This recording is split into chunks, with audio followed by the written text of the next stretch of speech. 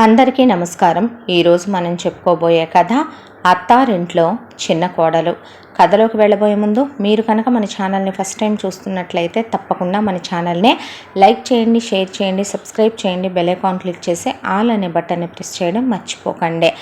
మన ఛానల్ని విజిట్ చేసిన ప్రతి ఒక్కళ్ళు ఛానల్ని ఎంకరేజ్ చేసి బూస్ట్ చేస్తూ అందరూ కథల్ని వింటున్నారు, వెళ్ళిపోతున్నారు. చాలా కష్టపడి ఆ కథల్ని ఇక్కడ దాకా తీసుకొస్తున్నందుకు మమ్మల్ని ఛానల్ని ఎంకరేజ్ చేస్తూ ఒక మంచి లైక్ పెట్టి కమెంట్ పెట్టి ఛానల్ని సబ్స్క్రైబ్ చేసుకోండి. దానికి ఒక్క సెకండ్ కూడా పట్టదు కదా.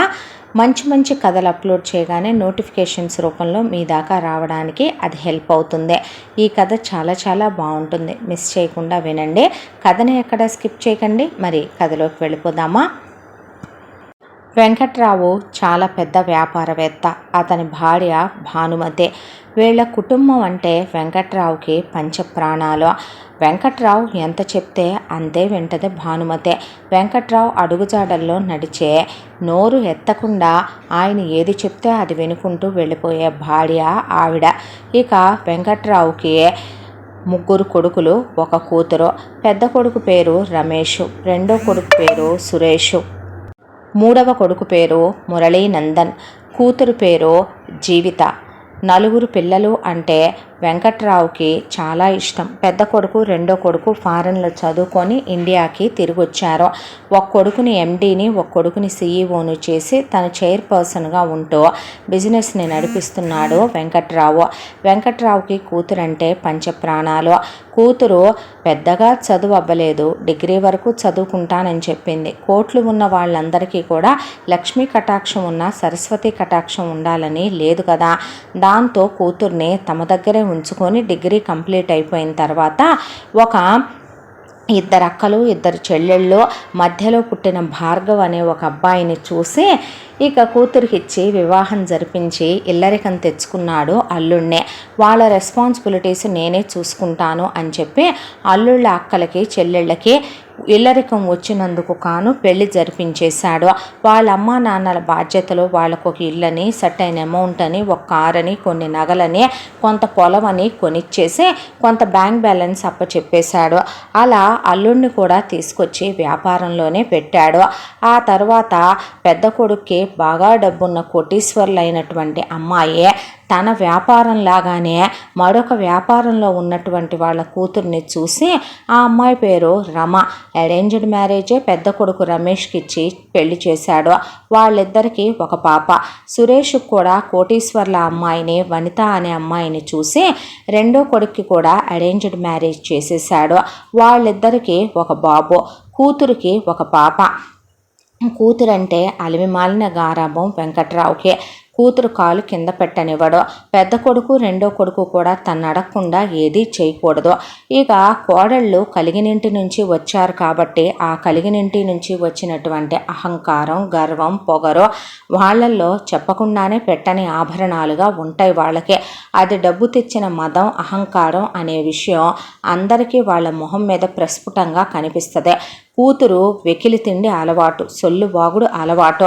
ఇక డబ్బాలో గులకరాళ్ళు వేసినట్టు బొంగురు గొంతేసుకొని బరబరబర ఏదో గనక ఇనప రేకు మీద మనం ఒక గులకరాయి పెట్టి గీస్తే గర్రా గర్రా సౌండ్ వస్తే చెవులు పేలిపోయినట్టు వాగుతూనే ఉంటుంది పద్దాక.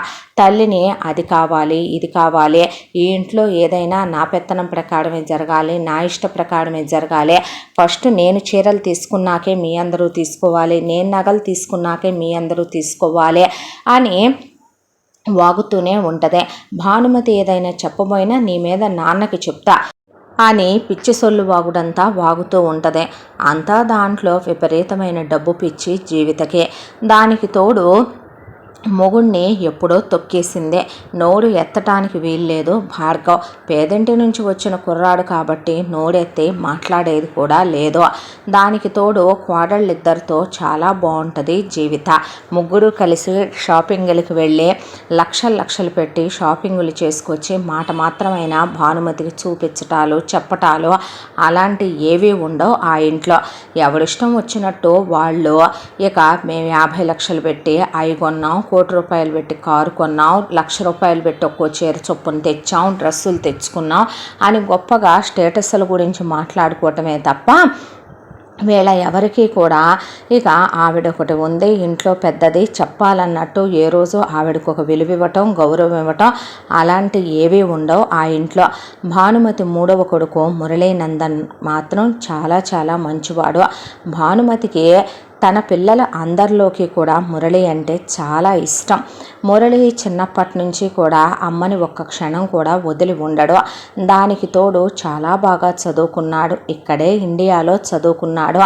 ఆఫీస్ వ్యవహారాలన్నీ మురళి చాలా వరకు దట్టు ఏదైతే మనకి కాంపిటీటర్స్ ఉంటారో, ఏదైతే కనుక వ్యవహారాలు నడిపించాల్సి వస్తుందో, వ్యాపారం అన్న తర్వాత మిత్రులే కాదు శత్రువులు కూడా ఉంటారు, ఒక్కొక్కసారి మనం వాళ్ళకి ఎదురెళ్ళక తప్పదు అనుకున్నప్పుడు అలాంటి సెటిల్మెంట్లు, వ్యవహారాలు, సైటు విషయాలు అలాంటివన్నీ కూడా ఒక టీముని పెట్టుకుని ఆ టీంతో మురళియే నడిపించుకొస్తాడు. మురళికి ఆవేశము, కోపము, ఆలోచన, తెలివి అన్నీ ఎక్కువే.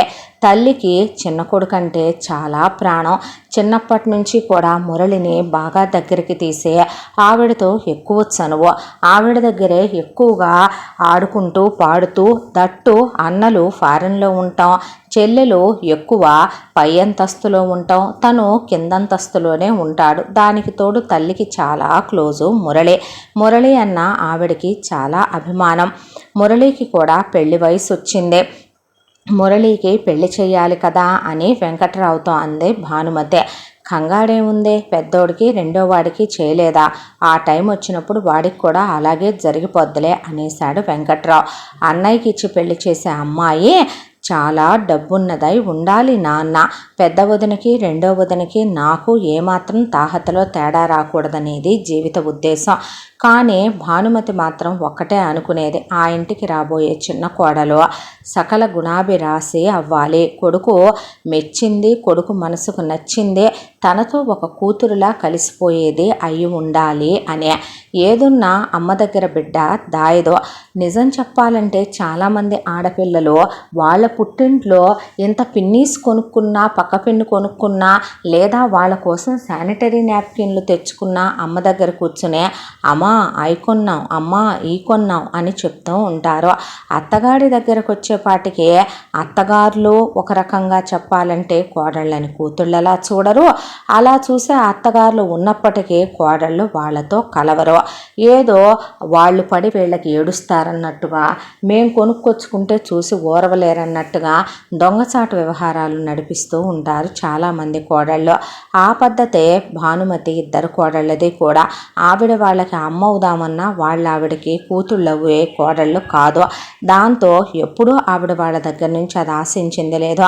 ఇక అల్లుడి విషయంలో ఆ ఇంట్లో ఒక సోఫా ఉంటుంది, కుర్చీ ఉంటుంది, టీవీ ఉంటుంది, మంచం ఉంటుంది, అల్లుడు ఉంటాడు. ఏ స్పందనలు లేనటువంటి ఒక స్తంభం లాంటి వాడు అల్లుడు. ఇక కొడుకుల విషయానికి వస్తే వాళ్ళ నాన్నతో కలిసి ఆఫీస్కి వెళతారు, ఛాంబర్లో కూర్చుంటారు. చాలా వరకు చైర్మన్గా వెంకట్రావే వ్యవహారాలు తను చూసుకుంటూ మురళితో చేయిస్తూ ఉంటాడు. రమేష్, సురేష్ పెద్దగా కష్టపడాల్సిన అవసరాలు ఏమీ ఉండవు. ఏదో ఒక గంటన్నర ఆఫీసులో కూర్చున్నాక పెళ్ళాలని తీసుకొని అలా వెకేషన్లకు వెళ్ళటము, ట్రిప్పులకు వెళ్ళటము, సినిమాలకో, షాపింగులకో, సెలూన్లకో, ఎంజాయ్మెంట్లకో, కొత్తగా ఏదైనా పెడితే అవి ఎక్స్ప్లోర్ చేయడానికో, లేదు ఫారెన్ ట్రిప్పులకు వెళతానికో, లేదంటే కనుక బెడ్రూముల్లో పెళ్ళాలతో వాళ్ళ పర్సనల్ టైం ఎంజాయ్ చేయటానికో వీటికి కేటాయిస్తారు. కూతురు ఫోన్ చేసి మా ఆయన్ని పంపించవా నాన్న అని గారం పోగానే అల్లుడిని కూడా అలాగే ఇంటికి పంపుతాడు వెంకట్రావు. ప్రత్యక్షంగా కాకపోయినా పరోక్షంగా ఆఫీసు బాధ్యతలన్నీ భుజాల మీద వేసుకొని నడిపించేదే మురళి లేకపోతే ఒక రకంగా ఆ వ్యాపారం అంత విస్తరించి అంచెలంచెలుగా అంత ఎదిగేది కాదని భానుమతికి కూడా తెలుసు. దట్టు వ్యాపారంలో వెంకట్రావు అందరినీ తొక్కుకుంటూ వెళ్ళాలి అనుకునే తత్వం, ఎవరిని కూర్చోపెట్టి మాట్లాడాలి అనుకునే రకం కాదు. అందరినీ తను గిల్లొస్తాడు. ఆ గిల్లొచ్చిన వాళ్ళని అయితే జోలపాడటానికైనా మురళియే వెళ్ళాలి, లేదు కాదు కూడదు అంటే గనక మనకి మిత్రులతో పాటు వ్యాపారాల్లో శత్రువులు తయారవుతారు కాబట్టి వాళ్ళని ఏరటానికైనా మురళియే వెళ్ళాలి. ఇలా కాలచక్ర ప్రవాహంలో రోజులు గడిచిపోతూ ఉండగా భానుమతికి చాలా దైవభక్తి ఎక్కువ. ఆవిడ ఆవిడ ఎక్కువ టైం దేవుడితోనే గడుపుద్ది లేదా కొడుకుతో గడుపుద్ది. ఇంటి వ్యవహారాలు మొత్తం ఆవిడే. ఎవరెవరు ఏం తింటారు, ఏం తాగుతారు, ఏం చేస్తారు, ఏ టైంకి ఏమేం పంపించాలి, ఇల్లు ఎలా శుభ్రంగా ఉంచాలి, ఉదయం నుంచి రాత్రి వరకు కూడా అవన్నీ పని వాళ్ళతో చేస్తూ ఆవిడే చూసుకోవాలి. ఇంత దాంట్లో కొడుక్కి ఫోన్ చేసి నాన్న అది నాన్న ఇది అని కొడుకుతో మాట్లాడుకుంటూ ఉంటుంది ఆవిడ. ఇలా రోజులు గడిచిపోతూ ఉండగా ఒక రోజున సడన్గా వెంకట్రావు చాలా బిజినెస్లో వీళ్ళతో సమానంగా ఉన్నటువంటి ఒక పెద్దవాళ్లతోనే వ్యవహారంలో కొంచెం వెకిలి పని ఒకటి చేసొచ్చాడు. దాంతో వాళ్ళకి రావాల్సిన కాంట్రాక్ట్ కాస్త వాళ్ళ ఆఫీసులోనే తను ఒక మనిషిని పెట్టి ఆ కాంట్రాక్ట్ కాస్త తను కొట్టేశాడు. అలా టెండరు వీళ్ళకు వచ్చిందే. వాళ్ళు ఊరుకుంటారా? వాళ్ళు వెంకట్రావు అంతు చూస్తాం, వెంకట్రావు నచ్చేస్తాం, ఇచ్చేస్తామని ఇక వెంకట్రావుకి వీళ్ళ ఆఫీసులో వాళ్ళు ఒకరిని పెట్టి వీళ్ళ టెండర్లు వాళ్ళు కొట్టేద్దాం అనుకున్న టైంలో వాడిని పట్టుకున్నారు. పట్టుకొని కొట్టిన తర్వాత ఈ వ్యవహారం అంతా కూడా మురళీ చేతుల మీదుగా జరిగింది, జరగాలి కూడా అక్కడ.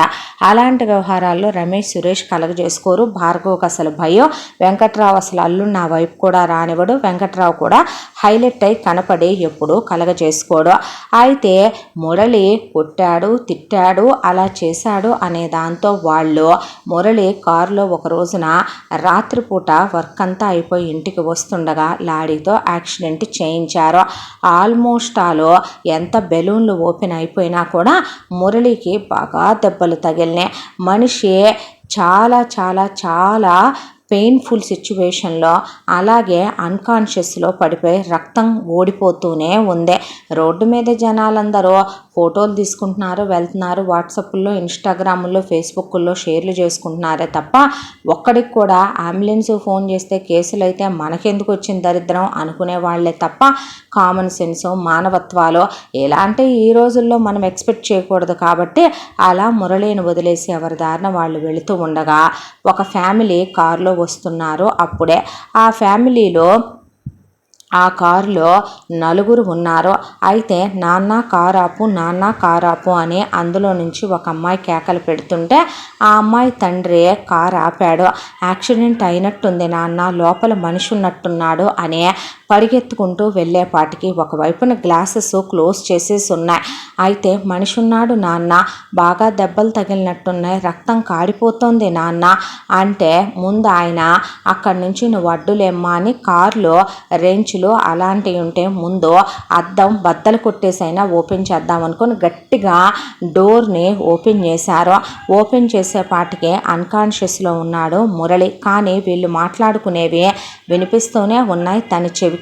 మనకెందుకమ్మా, కేసులు అవుతాయేమో, మనం వెళ్ళిపోదాం కదా వర్ణ, అంతకైతే అంబులెన్స్కి ఫోన్ చేసి వెళ్ళిపోదామమ్మా వర్ణ, మనకెందుకు ఇలాంటివన్నీ అంటే అక్క పద అక్క వెళ్ళిపోదాం, ఇంత బ్లడ్ పోతుంది, ఏదన్నా అయితే మనం ఏదైనా చేసామని మన మెడకి చుట్టుకుంటాయేమో అంటే మధువని అదే సిచ్యువేషన్లో మనకి ఒక అన్నయ్య ఉన్నాడు, మనకి నాన్న ఉన్నారు, మన అమ్మ నాన్నలే అలా ఉంటే మనం చూస్తూ ఊరుకోగలమా అనేలోపు తల్లి వసుంధర అక్కడికి వచ్చి నిజంగానే బ్లడ్ బాగా పోతున్నట్టుందండి అన్న తర్వాత కరెక్టేనే, కానీ ఇప్పుడు ఈ అబ్బాయిని తీసుకెళ్ళి హాస్పిటల్లో చేరిస్తే ఎవరబ్బాయో ఏంటో మనకి ఏం తెలుసు చెప్పు, లేనిపోయిన పోలీస్ కేసులు అన్నీ తలకు చుట్టుకుంటాయన్నాడు కృష్ణమూర్తి.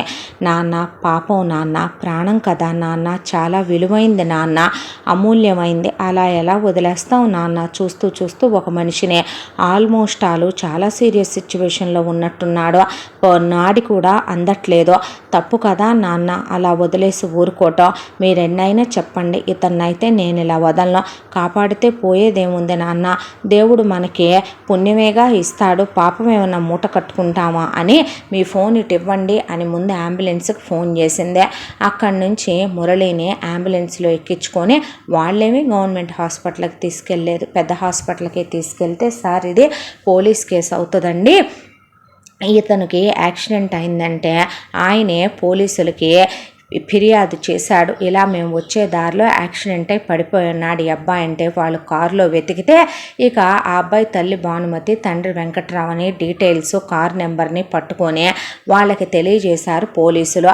ఈలోపు ఇక ఇక్కడ మురళికి చాలా బ్లడ్ పోయింది అనగానే ఒకవైపున వర్ణ తన బ్లడ్ ఇచ్చి వాళ్ళ నాన్నది కూడా సేమ్ గ్రూప్ అయితే ఇప్పించిన తర్వాత వర్ణకి ఒక అన్నయ్య, ఆ అబ్బాయి జాబ్లో ఉన్నాడు. జాబ్లో ఉంటే అన్నయ్య పలానా గ్రూప్ బ్లడ్ కావాలంటరా అని చెప్పి వాళ్ళన్న మౌళిని అడిగితే నా ఫ్రెండ్ ఉన్నాడని మౌళి తన ఫ్రెండ్ని పంపించాడు. అలా ఎక్స్ట్రా బ్లడ్ కూడా తీసుకుని మురళికి ఎక్కించి మొత్తానికి ప్రాణం కాపాడారు డాక్టర్లు.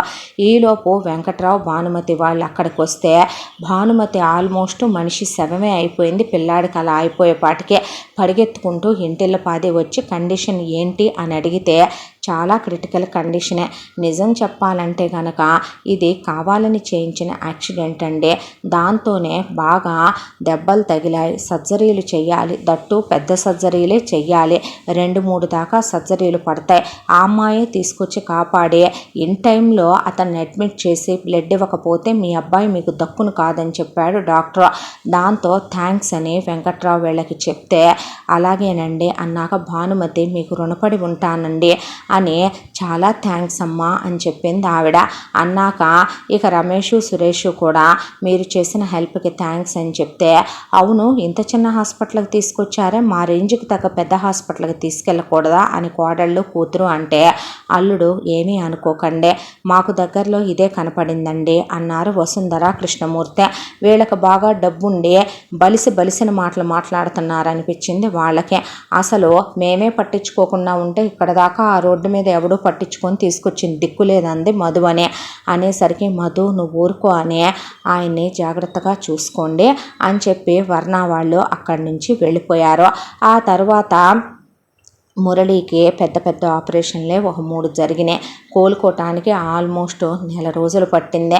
ఆ తర్వాత ఒక 1 రోజుల పాటు స్టిచ్చెస్ తీయటం, ఫిజియోలు, రెస్ట్. ఆ తర్వాత ఒక 1 రోజులు మళ్ళీ తన డైలీ లైఫ్ స్టైలు రొటీను, మళ్ళీ ఆఫీస్కి వెళ్ళి రావటం, కొంత ఎక్కువసేపు జిమ్లో టైం స్పెండ్ చేయటం, హెల్దీ డైట్ తీసుకోవటం, ఇలా 3 నెలల కాలం గడిచిపోయింది. 3 నెలల కాలం గడిచిపోయిన తర్వాత ఒక రోజున రెడీ అయ్యి మురళి వెళ్తుంటే ఆఫీస్గా నాన్న అని బొట్టు పెడుతూ అడిగింది భానుమతి. లేదమ్మా నాకు హెల్ప్ చేసింది కదా ఒక అమ్మాయి, ఆ రోజున తనని కలుద్దామని వెళ్తున్నాను అని చెప్తే వెళ్ళిరా నాన్న, మంచి వాళ్ళని మనని ఆపదలో ఉన్నప్పుడు ఆదుకున్న వాళ్ళని మర్చిపోతే మన మనుషులందరూ అని ఆవిడ చెప్తే అలాగేనమ్మా అని చెప్పి ఈ 3 నెలల్లో ఆల్మోస్ట్ వర్ణ గురించి మొత్తం ఇన్ఫర్మేషను మురళి టేబుల్ మీదకి వచ్చింది. ఎవరి కూతురు ఏంటి వాళ్ళు ఎంతమంది వ్యవహారాలన్నీ కనుక్కున్నాడు. వాళ్ళ నాన్నగారి పేరు కృష్ణమూర్తి అని, ఆయన ఒక ప్రైవేట్ ఉద్యోగం చేస్తాడని, చిట్ ఫండ్స్లో వర్క్ చేస్తాడని, వాళ్ళమ్మ వసుంధర అని ఆవిడ గృహిణి అని, వాళ్ళు ఉండేది ఒక ఓన్ హౌస్ అని, దట్టు అది 3 BHK నార్మల్ ఇండివిజువల్ హౌస్ ఒక కాలనీలోదని, ఇక వర్ణ మధ్యలోదని, వర్ణకు ఒక అన్నయ్య ఉన్నాడని, ఆ అబ్బాయి పేరు మౌళి అని, ఆ అబ్బాయి ఆల్రెడీ ఎంటెక్ కంప్లీట్ అయిపోయి ఒక MNCలో వర్క్ చేస్తున్నాడు ఇదే ఊరిలోనని, మౌళికి ఇంకా పెళ్ళి అవ్వలేదు చాలా మంచోడని, కృష్ణమూర్తి వసుంధర చాలా సంస్కారమైన కుటుంబం బయటికి రారని, ప్రస్తుతానికి వర్ణ ఎంటెక్ చేస్తోందని, మధువని బీటెక్లో ఉందని మొత్తం వాళ్ళ గురించి హిస్టరీ అంతా తీసుకొచ్చి మురళి టేబుల్ మీద పెట్టారు మనుషులు.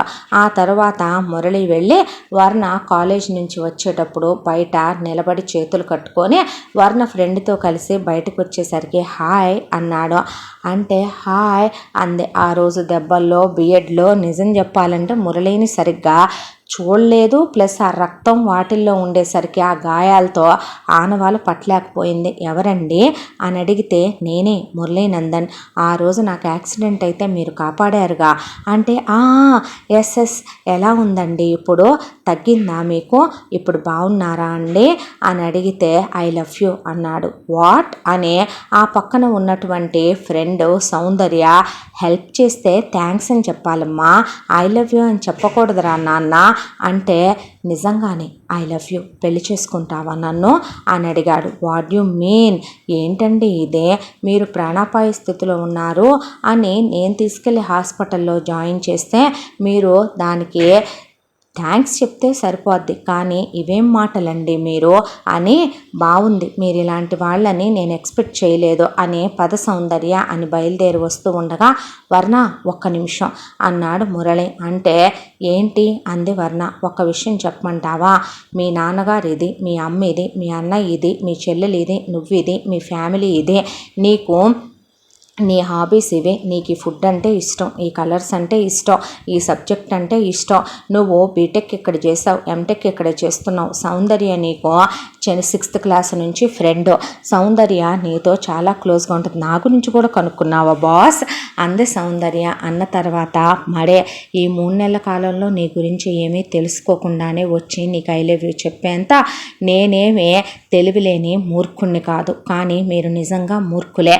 మీరు మీ స్టేటస్, మీ హోదా ఏంటనేది, మీకు యాక్సిడెంట్ అయిన కారు, మీరు ఆ రోజున మీ వాళ్ళు మిమ్మల్ని పెద్ద హాస్పిటల్లో చేర్చొచ్చు కదా అన్న మాటల్ని బట్టి నాకు అర్థమైంది. చూడండి, ఎప్పుడూ కూడా అందని వాటికి ఆరులు చాచాలని, ఆకాశానికి నిచ్చెలు వేయాలని అనుకునే ఫ్యామిలీలు కావు మావే. నా వాడికి నాకు ఈ ప్రేమ లాంటివి సూట్ అవ్వండి. ప్రేమలదేముంది, ఒకళ్ళని చూడంగానే ప్రేమ కలుగుద్దే, ఆ ప్రేమ కొన్నాళ్ళకి ఇంకా వేరే వేరే వాటికి దారి తీస్తుంది. తర్వాత కాస్త టైంపాస్ అయిపోయిన తర్వాత అమ్మాయి ఎవరో అబ్బాయి ఎవరో ఒకళ్ళతో ఒకళ్ళకి ఏ టచ్ ఉండదో. లేదు పెళ్లి చేసుకున్నా సరే నేను మీ ఇంట్లో జీతం బత్తం లేని పని మనిషిని అవ్వాలి. మీ స్టేటస్కి, మీ లెవెల్కి మీ వదనల్ని చూస్తే భారీగానే అన్నీ తెచ్చిన వాళ్ళలానే కనపడుతున్నారు. మేమంతా ఇదైన వాళ్ళం కాదు. ఇంకో విషయం ఏంటంటే, మీ మీద నాకు ఉద్దేశం లేదు. ఏదో హెల్ప్ చేసి కాపాడాం కదా అని అలా కాపాడిన వాళ్ళందరినీ పెళ్ళిళ్ళు చేసుకోవాలంటే ఇక ఏ ఆడపిల్లైనా ఏ మగపిల్లాడైనా వాళ్ళకి పెళ్ళాలు మొగుళ్ళని వెతుక్కోవటానికి ఇదో మార్గం అంటది ప్రపంచం. ప్లీజ్ దయచేసి అనవసరంగా మమ్మల్ని మాట పడేలా చెయ్యొద్దు, మీరు అనవసరంగా టైం వేస్ట్ చేసుకోవద్దు అంటున్నా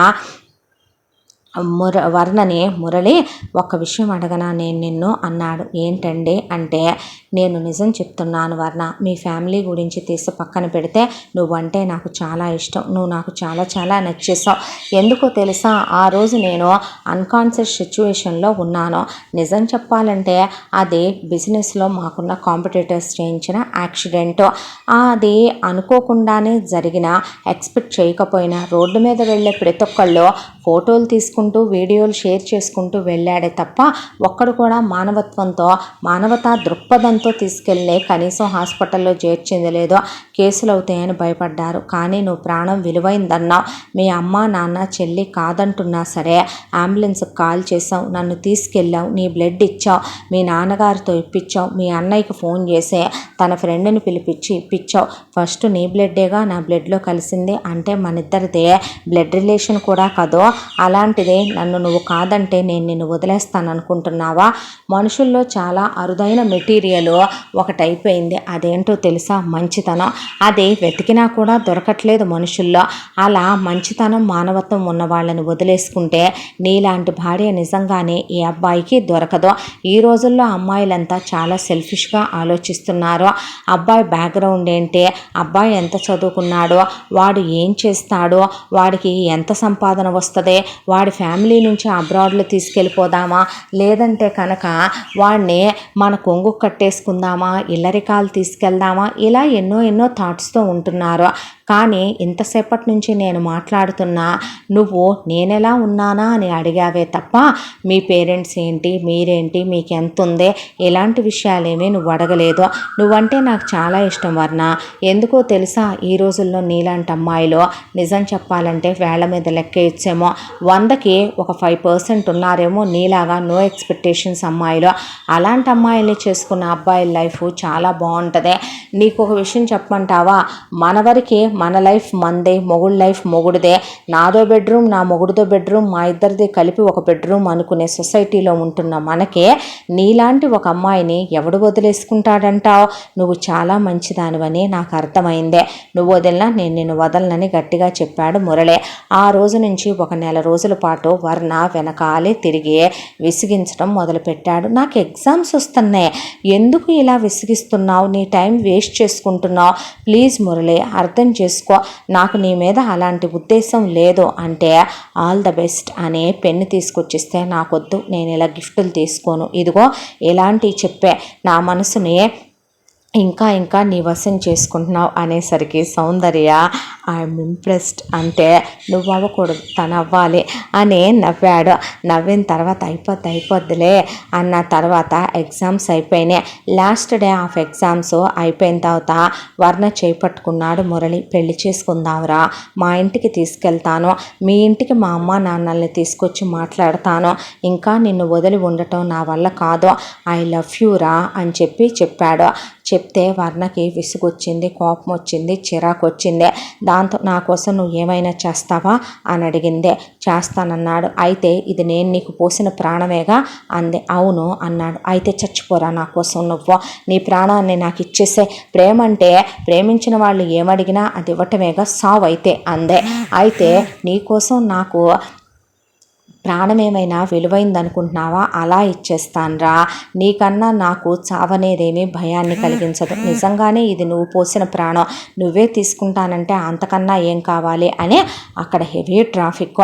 ఆ ట్రాఫిక్లో మురళి వెనక్కి వెళుతూ ఉండగా కరెక్ట్గా లారీ గుద్దేసుద్దే అనుకున్నప్పుడు వర్ణ అని సౌందర్య పెద్దగా పిలిచేపాటికి పరిగెత్తుకుంటూ వెళ్ళి నీకేమైనా పిచ్చా అని జస్ట్ ఒక 2 ఇంచెస్ గ్యాప్లో మురళిని పక్కకు లాగేలో చెయ్యంతా గీసుకుపోయిందే, బ్లడ్ రావటం స్టార్ట్ అయింది. నీకేమైనా పిచ్చి పట్టిందా?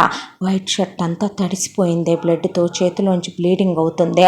ఎందుకు చేస్తున్నావు ఇలాగా అంటే, నేనంటే నీకు ఇష్టం లేకుండానే ఇప్పుడు మళ్ళీ నువ్వు నన్ను కాపాడావా? అయ్యో, ఒక చీమకి హాని జరిగినా నేను చూడలేనురా మూర్ఖుడా, అలాంటిది నా కళ్ళెదురుగా ఒక మనిషి చనిపోతుంటే నేను ఎలా చూడగలను, దట్టు నా కోసం అనేసరికి అందుకే నువ్వంటే నాకు ప్రాణం, ఐ లవ్ యూ అని వర్ణని దగ్గరికి తీసుకుని అదే ట్రాఫిక్లో గట్టిగా పెదవుల మీద ముద్దు పెట్టుకున్నాడు. వర్ణ ఒకవైపున పెనుగులాడి కాసేపటికి వారిని ఓడిపోయింది. అలా 10 నిమిషాలు, 15 నిమిషాలు, 20 నిమిషాలు, 30 నిమిషాలు టైం అలా గడిచిపోతుంది. జనాలు ఫోటోలు తీసుకుంటున్నారు, వీడియోలు తీసుకుంటున్నారు, ఒకవైపున సోషల్ మీడియా వాటిల్లో అప్లోడ్ చేస్తున్నారు.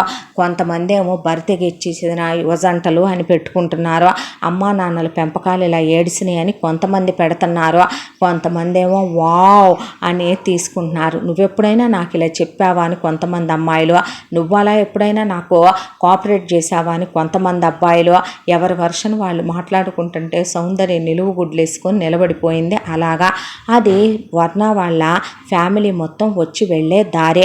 కరెక్ట్గా మధువనిని తీసుకొని షాపింగ్కి వెళ్ళే అప్పుడే వర్ణ వాళ్ళ అమ్మ వసుంధర అటుగా ఆటోలో వస్తూ ఆటో ఆపిచ్చేసి దిగి షాకులో నిలబడిపోయింది. ఆవిడ ఆఫీస్ అయిపోయి అటునుంచి వస్తున్న వర్ణ వాళ్ళ నాన్న కృష్ణమూర్తి ఆయన స్కూటర్ ఆపేసి అలా నిలబడిపోయాడు.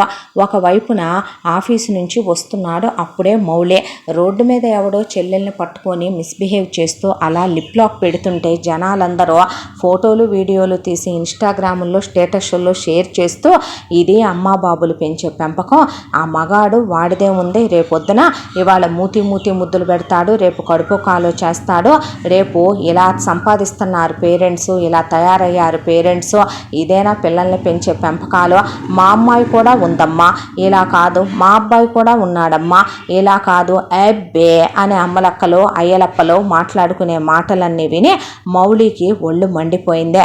దాంతో మధువని గట్టిగా అన్నయ్య అనే పాటికి ఒకవైపున మధువని వైపు చూస్తూనే మధుని వెనక్కి తోసేసి అప్పుడే మురళిని వర్ణ గట్టిగా తోసేసే పాటికి తను వదలాలనుకునే ఆల్మోస్ట్ అప్పటికే 1 గంటన్నర నుంచి పెడుతున్నాడు ముద్దు. అప్పుడు వదిలేశాడు వర్ణనే. దాంతో ఇక అక్కడికి వచ్చి వర్ణ ఒక్కటేసుద్ది అనుకునేలోపు మౌలి మురళి షర్ట్ పట్టుకొని you scoundrel, you stupid rascal, ఏంట్రా ఇది, ఆడపిల్లల్ని నడు రోడ్డు మీద పట్టుకొని మిస్బిహేవ్ చేస్తావా, సెన్స్ ఉందా నీకనే లాగి చెంప మీద ఒకటి కొట్టి రెండోది కొట్టే లోపు కృష్ణమూర్తి మౌలి ఏదైనా ఉంటే ఇంటికి వెళ్ళి మాట్లాడుకుందాం, ముందు బయలుదేరండి ఇక్కడి నుంచి అన్నాడు ఆయన. అన్న తర్వాత ఇక వెంటనే వసుంధర ఎక్కవే ఆటో అని మధువని తీసుకుని వర్ణను లాక్కొని సౌందర్య నేను వస్తానని ఆడోళ్ళు ఆటోలో ఎక్కేశారు. మౌలి కృష్ణమూర్తి బైకుల మీద బళ్ళ మీద ఇళ్ళకి వెళ్ళిపోయారు. అయితే వెళ్ళిపోయిన తర్వాత వెనకాలే మురళి కూడా వెళ్ళాడు. వెళ్ళిన తర్వాత అంకుల్ అన్న తర్వాత ఏంటయ్యా ఇది, సంస్కారవంతుల లక్షణమేనా ఇదే, మాకు ఒకటి అర్థం కాలేదు ఇంత దాంట్లో. నీకు ప్రాణం పోసి నిన్ను కాపాడితే నువ్వు మా అమ్మాయితో అలా నడి రోడ్డు మీద తప్పుగా బిహేవ్ చేయొచ్చా? చుట్టూ ఉన్నవాళ్ళు ఎంతమంది ఎన్ని రకాలుగా మాట్లాడుకుంటున్నారో తెలుసా? మాకు కోట్ల ఆస్తులు లేకపోయినా పరువు ప్రతిష్టలతో నా పిల్లల్ని, నా ఫ్యామిలీని ఈ రోజు వరకు ఒకళ్ళ దగ్గర నేను తల వంచకుండా తలెత్తుకొని బ్రతుకుతో నేను ఎంతో విలువ గౌరవాలు పరువు ప్రతిష్టలతో సంసారాన్ని నడుపుకొస్తున్నా. చీమకు కూడా హాని చేయటం చేతగానే నా కూతురు నిన్ను కాపాడితే నువ్వు ఇలాగైనా బిహేవ్ చేయాల్సిందే. ఈజ్ దిస్ రైట్ అని అడిగితే మౌలి ఎవడే వీడు అని అడిగితే మధువని ఆ రోజు రాత్రి లేట్ ఎందుకు అయిందని అడిగావుగా అన్నయ్య, అప్పుడు యాక్సిడెంట్ అయిందని ఒక అబ్బాయిని కాపాడామని నువ్వు అప్పుడు నీ ఫ్రెండ్ని బ్లడ్ ఇవ్వటానికి పంపింది ఇతనికే. బ్లడ్ ఇచ్చినందుక ఇలా చేసింది. కాపాడితే ఇలా చేస్తారనమాట. అయితే మనకెందుకులే అనుకొని ఉంటే ఈరోజు ఇలా ఉండేది కాదుగా, పోయి చాలా రోజులు అయి ఉండేది కదో అన్న తర్వాత ఆడపిల్లల్ని కన్నా తల్లిదండ్రులు బాబో నువ్వు చేసింది 10 మంది పలు రకాలుగా అనుకోవటం అంటే మా అమ్మాయి నీకేదో లీనియస్ ఇచ్చే నువ్వేదో తప్పుగా ప్రవర్తించినట్టు నీతో ప్రేమాయణాలు నడిపినట్టు అక్కడ జనాలు ఎన్ని రకాలుగా మాట్లాడుకున్నారు. వెనకాల మాకు ఇంకో పెళ్లి కావలసిన పిల్ల లేదా? మా అబ్బాయి ఎంతవరకు కూడా కాలేజ్ డేస్లో చదువుకుంటూ కూడా ఏ అమ్మాయిని ప్రేమించలేదు మా మౌలే. అలాంటిది ఏంటయ్యా ఇదంతా? మేమెంతో పద్ధతిగా మా సంసారం గుట్టుగా నెట్టుకొచ్చుకునే మనుషులకి నేను కాపాడితే ఇదా నువ్వు చేయాల్సిందే అంది వసుంధర. నువ్వు చేసింది చాలా పెద్ద తప్పు అంటం కన్నా నువ్వు చేసింది చాలా పెద్ద తప్పు అన్నాడు మౌలే.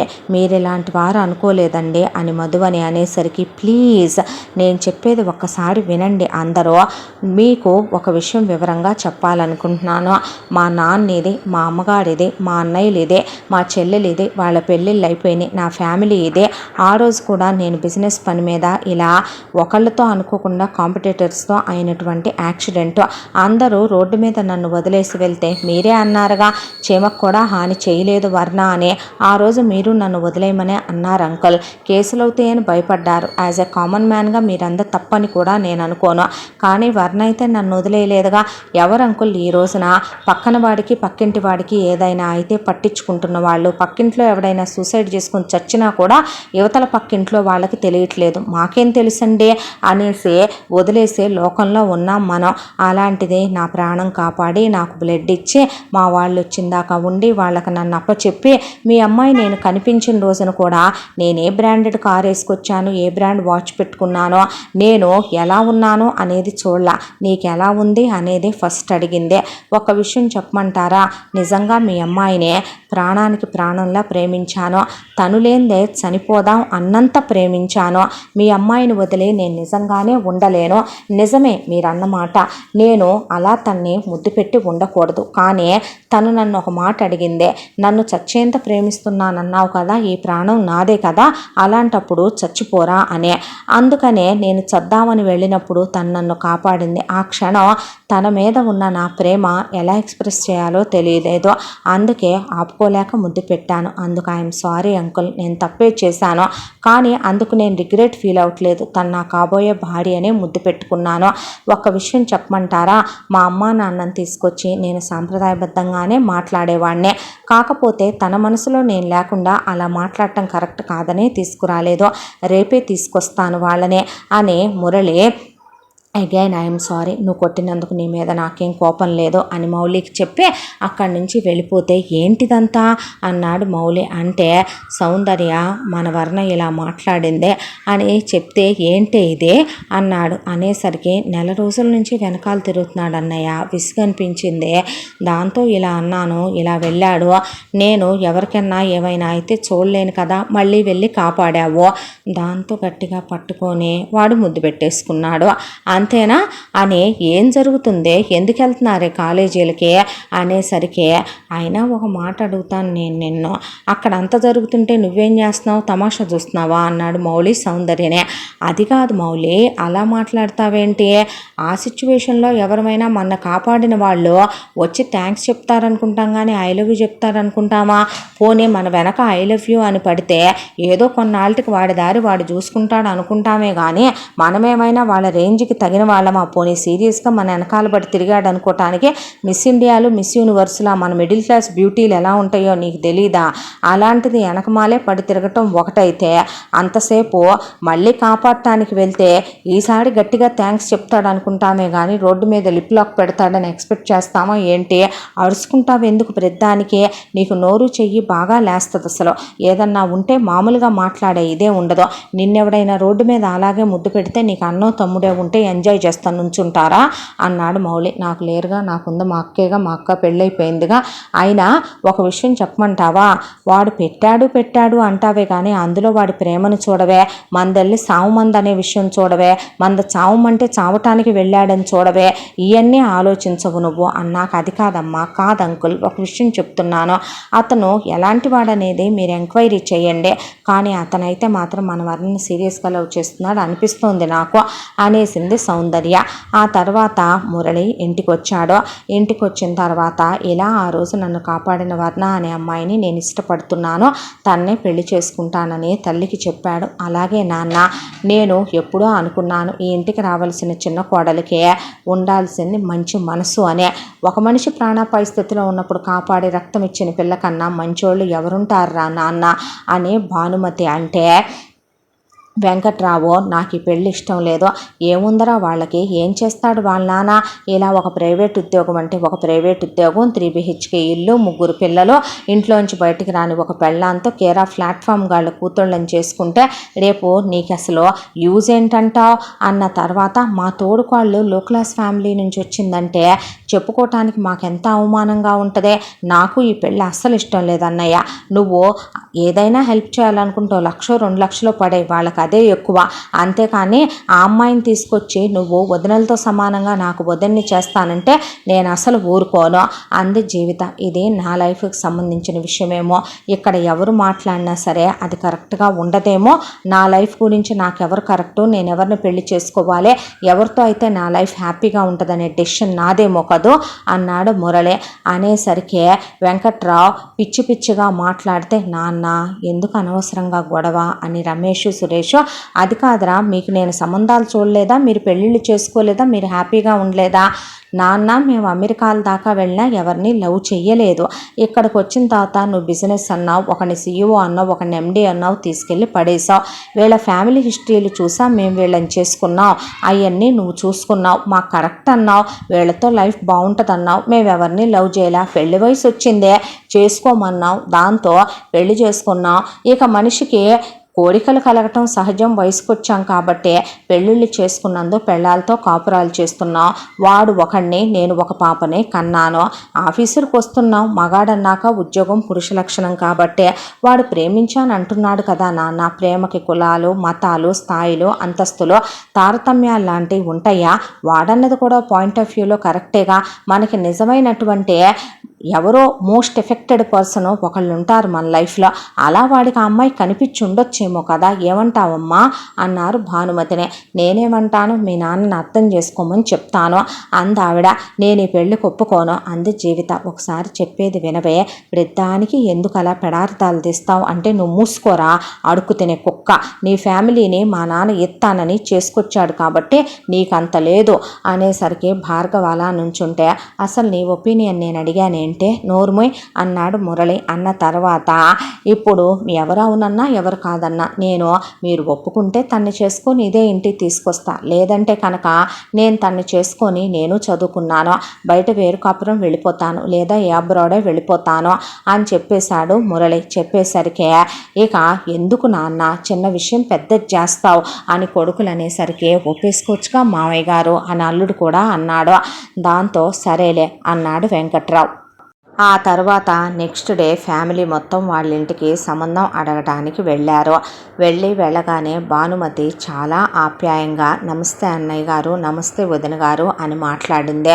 ఇక నమస్తే అండి అని వెంకట్రావు కూర్చున్నాడు. కొడుకులిద్దరూ ఇక నమస్తే అంకుల్ అన్న తర్వాత హాయ్ అని కూర్చుంది జీవిత. కింద నుంచి పైకి చూస్తూ కూర్చున్నారు, కాలు మీద కాలేసుకొని కోడళ్ళు. నమస్కారం అండి అని ఆప్యాయంగా మాట్లాడాడు అల్లుడు. ఆ తరువాత ఇక మురళి వాళ్ళని ఆశీర్వాదం తీసుకుని ఆ తర్వాత అలా కూర్చున్నారు అందరూ. కూర్చున్న తర్వాత అమ్మాయి నిజానికి మా అబ్బాయిని కాపాడింది అనే విషయం తీసేస్తే అంత మంచి మనసున్నటువంటి పిల్లని మా ఇంటి కోడల్ని చేసుకోవటం మా అదృష్టంగా మేము భావిస్తున్నాం అన్నయ్య గారు. అలాంటి బిడ్డని కని అలా పెంచటం తల్లిదండ్రులుగా మీ గొప్పతనం. మీలో మంచి సుగుణాలు లేకుండానే మీ బిడ్డకి అలాంటి బుద్ధి వచ్చిందంటే మేము నమ్మం. ఒక విషయం చెప్పమంటారా? మీ తల్లిని మా ఇంటికి పంపిస్తే మా బంగారు తల్లిలా చూసుకుంటాము.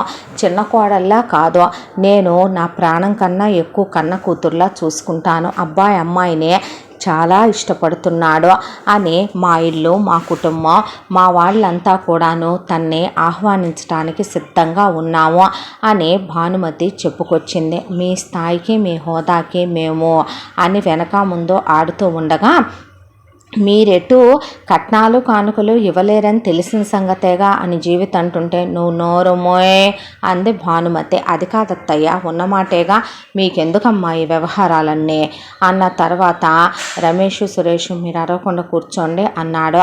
వెంకట్రావు సరే తను మాట్లాడుతుండగా మీ అమ్మ మాట్లాడనివ్వండిరా అన్నాక చూడండి అన్నయ్య, ఆడపిల్లని మేము కట్న కానుకలతో కొలిచే వాళ్ళం కాదు.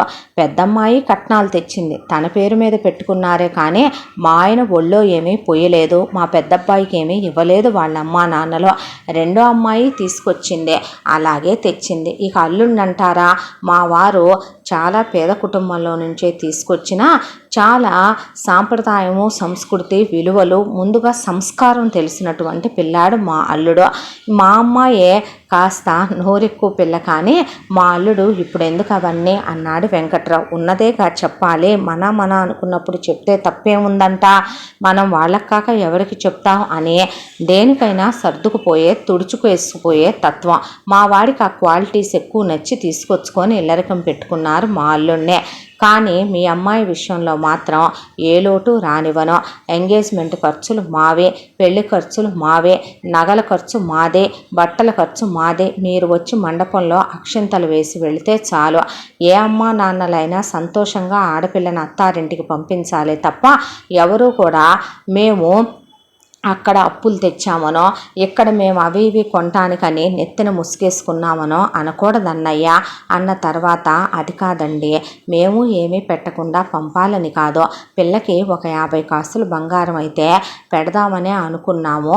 మీ స్థాయికి మీ హోదాకి మేమేదో ఒక 10 లక్షల పెళ్లి ఖర్చులు వేసుకున్నామే కానీ ఇంత వేసుకోలేదండి అని వసుంధర చెప్తూ ఉండగా మాకు అనా పైసా వద్దమ్మా, మాకు ఆ బంగారము వద్దు. మీకు ఇంకా వెనకాల కొడుక్కి పెళ్లి కావలసిన పిల్లాడున్నాడు, చిన్నపిల్లకి పెళ్లి చేసి పంపించాలి. అదేదో మీరు మా కోడలికి పెట్టాలనుకుంటున్నాయి వాళ్ళకే పెట్టండి, అంతేకాని మీరు ఏ పెళ్లి ఖర్చులు పెట్టుకోవద్దు. దయచేసి నేను వద్దంటున్నానుగా నా మాట వినేయండి అని చేతులు జోడించింది భానుమతి. ఆవిడ దగ్గరకు వచ్చి కూర్చొని వర్ణతో మురళి చెడ్డవాడు కాదమ్మా, చాలా మంచివాడు. ఒక రకంగా వాడే ఈ రోజున ఆదిశేషుడు భూభారాన్ని మోస్తున్నట్టు మా ఫ్యామిలీ అనే భారాన్ని వాడే మోసుకొస్తున్నాడు. వాడే లేకపోతే కనుక ఈ రోజున మేమెవరం ఇలా ఉండమేమో బహుశా. అది వాడి మంచితనం, వాడి గొప్పతనం తల్లి. అంత ప్రేమించే భర్త నీకు దొరకడని చెప్పను, కానీ వాడిని మాత్రం నువ్వు దూరం చేస్తే వాడు నువ్వు లేని బ్రతకలేడని మాత్రం చెప్తానంది ఆవిడ మాట తీరు. ఆ తర్వాత ఆవిడ పద్ధతి విధానాలు వీళ్ళకెంతో నచ్చాయి. మేము కాస్త ఆలోచించుకొని చెప్తామండి అన్నాక ఒక నెల రోజుల తర్వాత పెళ్ళికి సరే అనుకున్నారు. ఈలోపు ఇక మేము నగలకొస్తామంటే మేము నగలకొస్తామని కూర్చున్నారు కోడళ్ళు కూతురు. మీ పెళ్ళిళ్ళకి నేను వచ్చానా, మీరే వెళ్ళి కొనుక్కున్నారు కదమ్మా. మీ హస్బెండ్స్ని తీసుకెళ్లారు, మీ మామగారిని తీసుకెళ్లారు. ఇప్పుడు మీ మామగారు కూడా బిజీగా ఉన్నారు కాబట్టి మురళి నువ్వే తీసుకెళ్ళి వర్ణకి ఏం కావాలో ఇప్పించు నాన్న అంది భానుమతి. అన్న తర్వాత అలాగే మమ్మీ అని వర్ణను తీసుకెళ్ళి వర్ణ అది కాదు ఇది కాదు అది అని చూస్తుంటే నువ్వేమి లెక్కలు చూసుకోవద్దరా, నీకు నచ్చినవి తీసుకో అని మురళి వర్ణకి చాలా ఖరీదైన బట్టలు, పుట్టి బుద్ధెరిగాకి ఎప్పుడూ వేసుకొని ఎరగదు అంత ఖరీదైన బట్టలు, బోలెడన్ని బట్టలు కొన్నాడు. దాంతోపాటు నగలు కొన్నాడు. ఎంగేజ్మెంట్ రింగులు చాలా స్పెషల్గా సెలెక్ట్ చేయించే ఇద్దరిది తనే తీసుకున్నాడు. ఆ తర్వాత ఫంక్షన్ హాలు, వీడియోలు, చాలా హ్యాపీగా సంతోషంగా ఎంగేజ్మెంట్ చేసుకున్నారు. అయిపోయిన తర్వాత వర్ణతో ఫోన్లో మాట్లాడటం, బయటికి తీసుకెళ్తానని వాళ్ళ అమ్మా నాన్నకి చెప్పి తీసుకెళ్ళటం, కలవటం, లంచ్కి వెళ్ళటం, డిన్నర్లకు వెళ్ళటం, సినిమాలకు వెళ్ళటం, షాపింగ్కి వెళ్ళటం, అలానే ఎప్పుడు లిమిటేషన్లు ఇద్దరు క్రాస్ చేసే నో కిస్సెస్, నో హగ్స్ అలాంటివేవి ఇద్దరు చేసిందే లేదు. అయితే ఒక రోజున పెళ్లి కొడుకు వాళ్ళకి మనం భోజనం పంపించాలి నాన్న అనే ఇంటి కొడుకే తీసుకెళ్ళాలి అని మౌలికి ఇచ్చి వసుంధర బోలెడంతా వాళ్ళ ఇంటిళ్ళపాదికి పంపాలి కాబట్టి ఐటమ్స్ ప్రిపేర్ చేయించి ఇక క్యారియర్లో అవి ఇచ్చి, దాంతోపాటు అల్లుడు గారికి మనం ఈ ఉంగరము, హ్యాండ్ చైను, మెల్లో చైను నువ్వే వేసేయాలి, మన సాంప్రదాయం ప్రకారం మనం ఎంగేజ్మెంట్లోనో పెళ్లిలోనో పెట్టాం, ఈరోజే పెడతాం, వేసేసి రారా అని చెప్పి పంపించింది ఆవిడ. అయితే మౌలి వెళ్ళగానే రామ్మ అని ఎంతో సాదరంగా భానుమతి ఆహ్వానించింది. ఆహ్వానిస్తే ఆంటీ ఇవి ఇమ్మన్నారు అంటే, ఆంటీ ఏంటి అత్తయ్య అని పిలువ, నాన్న నా మేనగోడలు లాంటి వాడివి, మీ నాన్నగారు నాకు సొంత అన్నయ్య లాంటి వాళ్ళు, ఏంటి స్పెషల్స్ అని ఆవిడ ఓపెన్ చేయించి టేస్ట్ చేసి చాలా కమ్మగా ఉన్నాయమ్మా అన్న తర్వాత రిటర్న్ క్యారియరు ఆవిడ ఆల్రెడీ ప్రిపేర్ చేసి ఉంచి ఆ క్యారియర్ని వాళ్ళింటి దగ్గర నుంచే నేను తీసుకెళ్తానులే అత్తయ్య అన్నాడు భార్గవ్. వద్దులే నేనే వెళ్తాను మౌలితో పాటు అని చెప్పి ఆవిడే బాబు నేను రెడీ అయ్యిస్తాను కూర్చోమ్మా అనేలోపు అక్కడికి మురళి వచ్చి హాయ్ ఎప్పుడు వచ్చావని షేక్ హ్యాండ్ ఇచ్చాడు మౌలికి. ఐఎమ్ సారీ అన్నాడు మౌలి. అనేసరికి భానుమతి అప్పుడే అక్కడికి వచ్చి వింటుంటే దేనికి అన్నాడు. ఆ రోజు రోడ్డు మీద నీ మీద చేయి చేసుకొని కొంచెం నేను 2-3 మాటలు తూలాను. ఒక విషయం చెప్పమంటావా, నీ సిచ్యువేషన్లో నేను ఉన్నా నువ్వు ఇంకా చాలా తక్కువే రియాక్ట్ అయ్యావేమో. చెల్లెల్ని ఎవడో ముక్కు మొహం తెలియనివాడు రోడ్డు మీద ముద్దు పెడుతున్నాడు అంటే మిస్బిహేవ్ చేసినట్టే కదూ, నేను ఇంకా ఎక్కువే రియాక్ట్ అయ్యేవాడినే. ఎలాంటివేవి నేను మనసులో పెట్టుకోను, నువ్వు పెట్టుకోకు, మనం ఫ్రెండ్స్ అనుకోవచ్చు కదా, ఫ్రీగా ఉండు, ఫీల్ లైక్ యువర్ హోమ్ అని హక్ చేసుకున్నాడు మురళి. అనేసరికి సారీ ఆంటీ అన్నాడు మౌలి. ఎందుకయ్యా సారీ, అన్నయ్య అంటే అలాగే ఉండాలి, అలా లేకపోతే ఆడపిల్లల్ని ఎవరు ప్రొటెక్ట్ చేస్తారో, ఒక ఇంట్లో తండ్రి తర్వాత తండ్రి లాంటి వాడినే అన్న అంటారో, అమ్మలో ఆ నాన్నలో నా కలిస్తేనే అన్న అవుతాడంట. నువ్వు కాక నీ చెల్లెళ్ళ గురించి మంచి చెడు ఎవరు పట్టించుకుంటారో, ఇలా నువ్వు ఏమోలే అని మెత్తగా ఉన్నావు అనుకో, రోడ్డు మీద వెళ్ళే ప్రతి ఒక్కడు మన ఆడపిల్లలకి రాయేసే వెళతాడు నాన్న, నువ్వు చేసింది తప్పని నేను ఎప్పుడూ అనుకోను బాబు అని చెప్పింది ఆవిడ. వాళ్ళ మంచితనం గొప్పతనం చాలా చాలా నచ్చాయి మౌలికే. ఇవి ఇవ్వాలన్నారు అంటే వద్దొద్దు, ఎందుకు ఇప్పుడు ఈ అదనపు భారాలు అంటే, లేదంట ఆంటీ దేవుడి దగ్గర పెట్టి మండలం రోజు పూజ చేయించి తెప్పించినవి సాంప్రదాయం ప్రకారం వెయ్యాలని అమ్మా నాన్నగారు ఇచ్చారు, నేనే వెయ్యాలంట అని చెప్పాడు మౌలి. సరే అలాగైతే వెయ్యి నాన్న అంది భానుమతి. ఉంగరం పెట్టి మెళ్ళో చైన్ వేసి హ్యాండ్ చైన్ వేస్తే చాలా చాలా బాగున్నాయని మళ్ళీ హక్ చేసుకున్నాడు మురళి. ఆ తర్వాత చాలా గ్రాండ్గా వీళ్ళకి పెళ్ళి ఏర్పాట్లు. భానుమతి ఆ రోజు భోజనం తీసుకొని వెళ్ళి వాళ్ళ ఇంట్లో సొంత మనిషిలా కలిసిపోయి తినండి అన్నయ్య, తినండి వదిన అని అక్కడ వాళ్ళ కొసరు వడ్డిచ్చొచ్చింది. అంత డబ్బున్న మనిషిలా ఆమె అసలు వాళ్ళకి ఏమాత్రం కించిత్ గర్వం కూడా ప్రదర్శించిందే లేదు. ఆ తర్వాత పెళ్లిలో కూడా ఆవిడ బావుమరిది కాళ్ళు కడగాలి కాబట్టి మౌలి కాళ్ళు కడుగుతుంటే మురళికి ఇంతలావు గొలుసు, దాదాపు 10 కాసులు ఉంటుందేమో ఆ గొలుసు, దానికి పులిగోరు వేయించిన గొలుసు మురళితో మెళ్ళో వేయించి అక్కడ వాళ్ళ ఇంటిళ్ళపాదికి పట్టుబట్టలు పెట్టి మధువని కోసమని ఆవిడ ఒక హారం నెక్లెస్ తీసుకుంటే, ఎందుకు వదినా ఇవన్నీ అంది వసుంధర. మాకు ఒక్కటే కూతురు, ఎటు ఆడపడుచు కింద దానికి తీసుకోవాల్సిన అరుంధతి దగ్గర, తలుపుల దగ్గర, పేర్లు అడిగే దగ్గర, హారతులు ఇచ్చే దగ్గర తీసుకుంటున్నాము, దాంతోనే మధువని కూడా మా కూతురు లాంటిదేనని తీసుకున్నాము అని ఫ్రెండ్ అని సౌందర్య కూడా తీసుకుంది భానుమతి. ఆ తర్వాత మౌలికి హ్యాండ్ చైను అలాగే ఉంగరం కూడా పెడితే ఇవన్నీ ఎందుకో మీ సాంప్రదాయం అని మీరు పెట్టారు, అలాగే ఇది మా సాంప్రదాయంలే అంటే ఇదేం సాంప్రదాయం వదిన అందే. మరి బావుమడిది బావ బతుకు కోరతాడంట, అలాగే మీ అబ్బాయి అంత ప్రొటెక్టివ్గా చెల్లెల్ని చూసుకుంటున్నాడంటే రక్షణేగా జీవితాంతం, అంత మంచి మగపిల్లాడికి మేమిచ్చేది ఏమాత్రంలే అనేసింది ఆవిడ. అయిపోయి పెళ్ళైపోయింది. అప్పగింతల్లో కన్నీళ్లు పెట్టుకుంటున్న వర్ణని మురళి దగ్గరికి తీసుకున్నాడు. మా అమ్మాయిని మేము అల్లారు ముద్దుగా పెంచామని మేము చెప్పమయ్యా, ఆడపిల్లలానే పెంచుకున్నాం. ఒక్క విషయం చెప్పమంటావా, గుండెల మీద పెట్టుకొని పెంచుకున్నాం, కాలు కింద పెట్టి కందనివ్వలేదు బాబు. ఒక రకంగా పువ్వు రెక్క ఎంత సుకుమారంగా ఉంటుందో మా వర్ణ మనసు అంత సుకుమారంగా ఉంటుంది. గట్టిగా ఆయ్ అన్నా కూడా అది తట్టుకోలేదు, దాని గుండె బద్దలైపోద్ది. ఒక విషయం చెప్పమంటారా అత్తయ్య మావయ్య, తన మనసు గాయపడిన క్షణం మీ అల్లుడు లేడనుకోండి, మీరు బాబు ఏం మాటలయ్యా పెళ్లి బట్టల మీద, లేదో తను నా పంచప్రాణాలు అంటే మౌలి హక్ చేసుకున్నాడు. బావా అక్కని బాగా చూసుకో అంది మధు. బుగ్గ పట్టుకొని హ్యాపీగా చూసుకుంటానని వీపు మీద తట్టాడు మురళి. అయిపోయిందే. సత్యనారాయణ వ్రతానికి మళ్ళీ వాళ్ళంతా వచ్చారు. గ్రాండ్గా వెల్కమ్ చేసి కూతురికి అల్లుడికి వాళ్ళు పెట్టిన బట్టలే కట్టుకోమంది భానుమతి. వాళ్ళందరికీ బట్టలు పెట్టి వాళ్ళు సాడి తీసుకొస్తే అది తీసుకొని ఇటువైపు నుంచి వెళ్లాల్సిన సారా వాళ్ళకిచ్చి గ్రాండ్గా వియ్యాల వారిని పంపించుకుంది. ఆ తరువాత శోభనం రోజున ఎందుకు ఇక్కడ అనవసరంగా ఈ ఫస్ట్ నైట్ ఏర్పాట్లు ఇవన్నీ వదిన, మనందరం ఉంటే పిల్లలు కంగారు పడతారు అని హనీమూన్కి ఇక టికెట్స్ బుక్ చేసుకుని వర్ణం తీసుకుని మురళి వెళ్ళిపోయాడు. చాలా హ్యాపీగా ఇంటిమేట్ అయ్యారు ఇద్దరు. చాలా క్లోజ్గా రొమాంటిక్గా అక్కడ ఉన్న ప్లేసెస్ అన్నీ ఎక్స్ప్లోర్ చేస్తూ రోజుకో 3-4 గంటలు, మిగతా టైం అంతా ఒకళ్ళతో ఒకళ్ళు ఫ్రెండ్స్లా మాట్లాడుకుంటూ ఆ తర్వాత ఒకళ్ళ అభిప్రాయాలు ఒకళ్ళు తెలుసుకుంటూ చాలా క్లోజ్ అయ్యారు, శారీరకంగా మానసికంగా కూడా. వర్ణకి మురళి ఔన్నత్యం, మురళి గొప్పతనం, మురళి మంచితనం అప్పుడే తెలిసిందే. ఆ తర్వాత ఇంటికి తిరిగి వచ్చారు. తిరిగి వచ్చిన తర్వాత మురళి భార్యని వారానికి 2-3 సార్లు అత్తారింటికి తీసుకెళ్లేవాడు.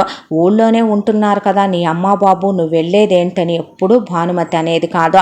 వెళ్ళేటప్పుడల్లా నాన్నకి ఇదంటే ఇష్టమని చేశానమ్మా, మీ చెల్లెలు ఇచ్చిందని చెప్పు అనే, అమ్మకి ఇదంటే ఇష్టం, అన్నయ్యకి ఇదంటే ఇష్టం, చెల్లికి ఇదంటే ఇష్టం అనే ఏదో ఒకటి అలా డిక్కి నిండా సర్దిచ్చి పంపించేది వర్ణతో. ఆవిడకి చాలా చాలా ఇష్టం కోడలంటే. ఇక ఆఫీస్కి వచ్చేదా నేను అని అడిగింది వర్ణ మురళినే. ఇప్పుడే కాదురా, తర్వాత ఖచ్చితంగా తీసుకెళ్తాను ఆఫీస్కే, కొత్తగా పెళ్ళయిందిగా, కొన్నాళ్ళు హ్యాపీగా ఉందాంగా అన్నాడు. అన్న తర్వాత పిల్లలు పుట్టకుండా బర్త్ కంట్రోల్ యూస్ చేస్తున్నారు. ప్రస్తుతానికి ఒక 1 year ఆగి పిల్లల్ని కందాంలే అనే దాంట్లో ఉన్నారు.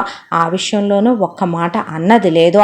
ఒక రోజున మగాళ్ళంతా ఆఫీసులకు వెళ్ళిపోయిన తర్వాత వర్ణ ప్రతిరోజు కూడా కారు వరకు వెళ్ళి పంపించిరమ్మ అంటే వెళ్ళి మురళిని పెదవుల మీద ముద్దు పెట్టుకొని మురళిని హక్ చేసుకొని వెళ్ళేటప్పుడు పూజ గదిలో బొట్టు పెట్టి మురళిని జుట్టు సరిచేసి మరే ఐ లవ్ యూ చెప్పి మరీ పంపించుద్ది రోజు ఆఫీస్కి. వచ్చాక అత్తగారితో పాటు పూజలో కూర్చుంటుంది. వెళ్ళేటప్పుడే మురళి తినిపించి వెళ్తాడు టిఫిన్.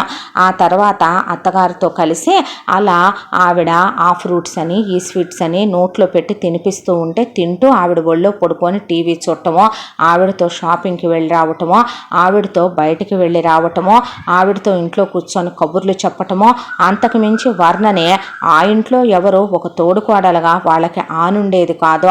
లో క్లాస్ది అలాగాది. చెప్పాలంటే డబ్బులు లేని ఫ్యామిలీ నుంచి వచ్చిందని తోడుకోడళ్ళిద్దరూ ఆ అంటే ఊ అంటం తప్ప పెద్దగా పలకరించరు. అసలు జీవిత అయితే గనక ఏదో పురుగు కూరలో కరేపాకు అన్నట్టు చూస్తుంది.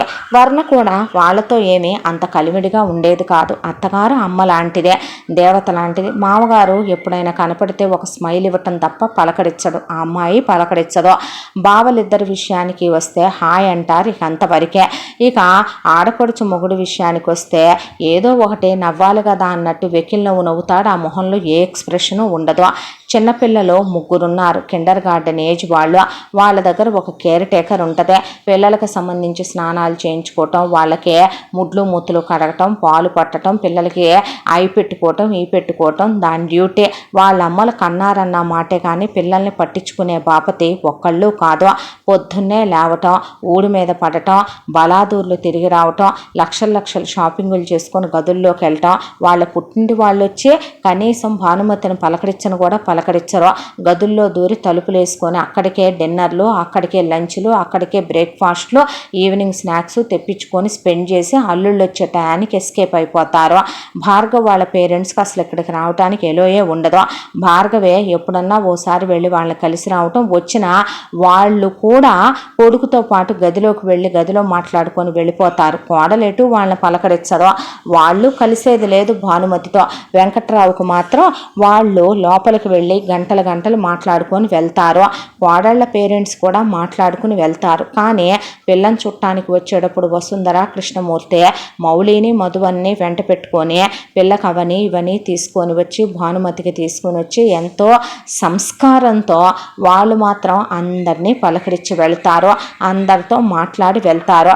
అలా అందరూ ఉండకపోవటం బహుశా వాళ్ళ బిహేవియర్ ఏమో అనుకోవటం తప్ప ఆ ఇంట్లో మిగతా ఏమీ పట్టించుకునేది కాదు ఒక రకంగా వర్ణ.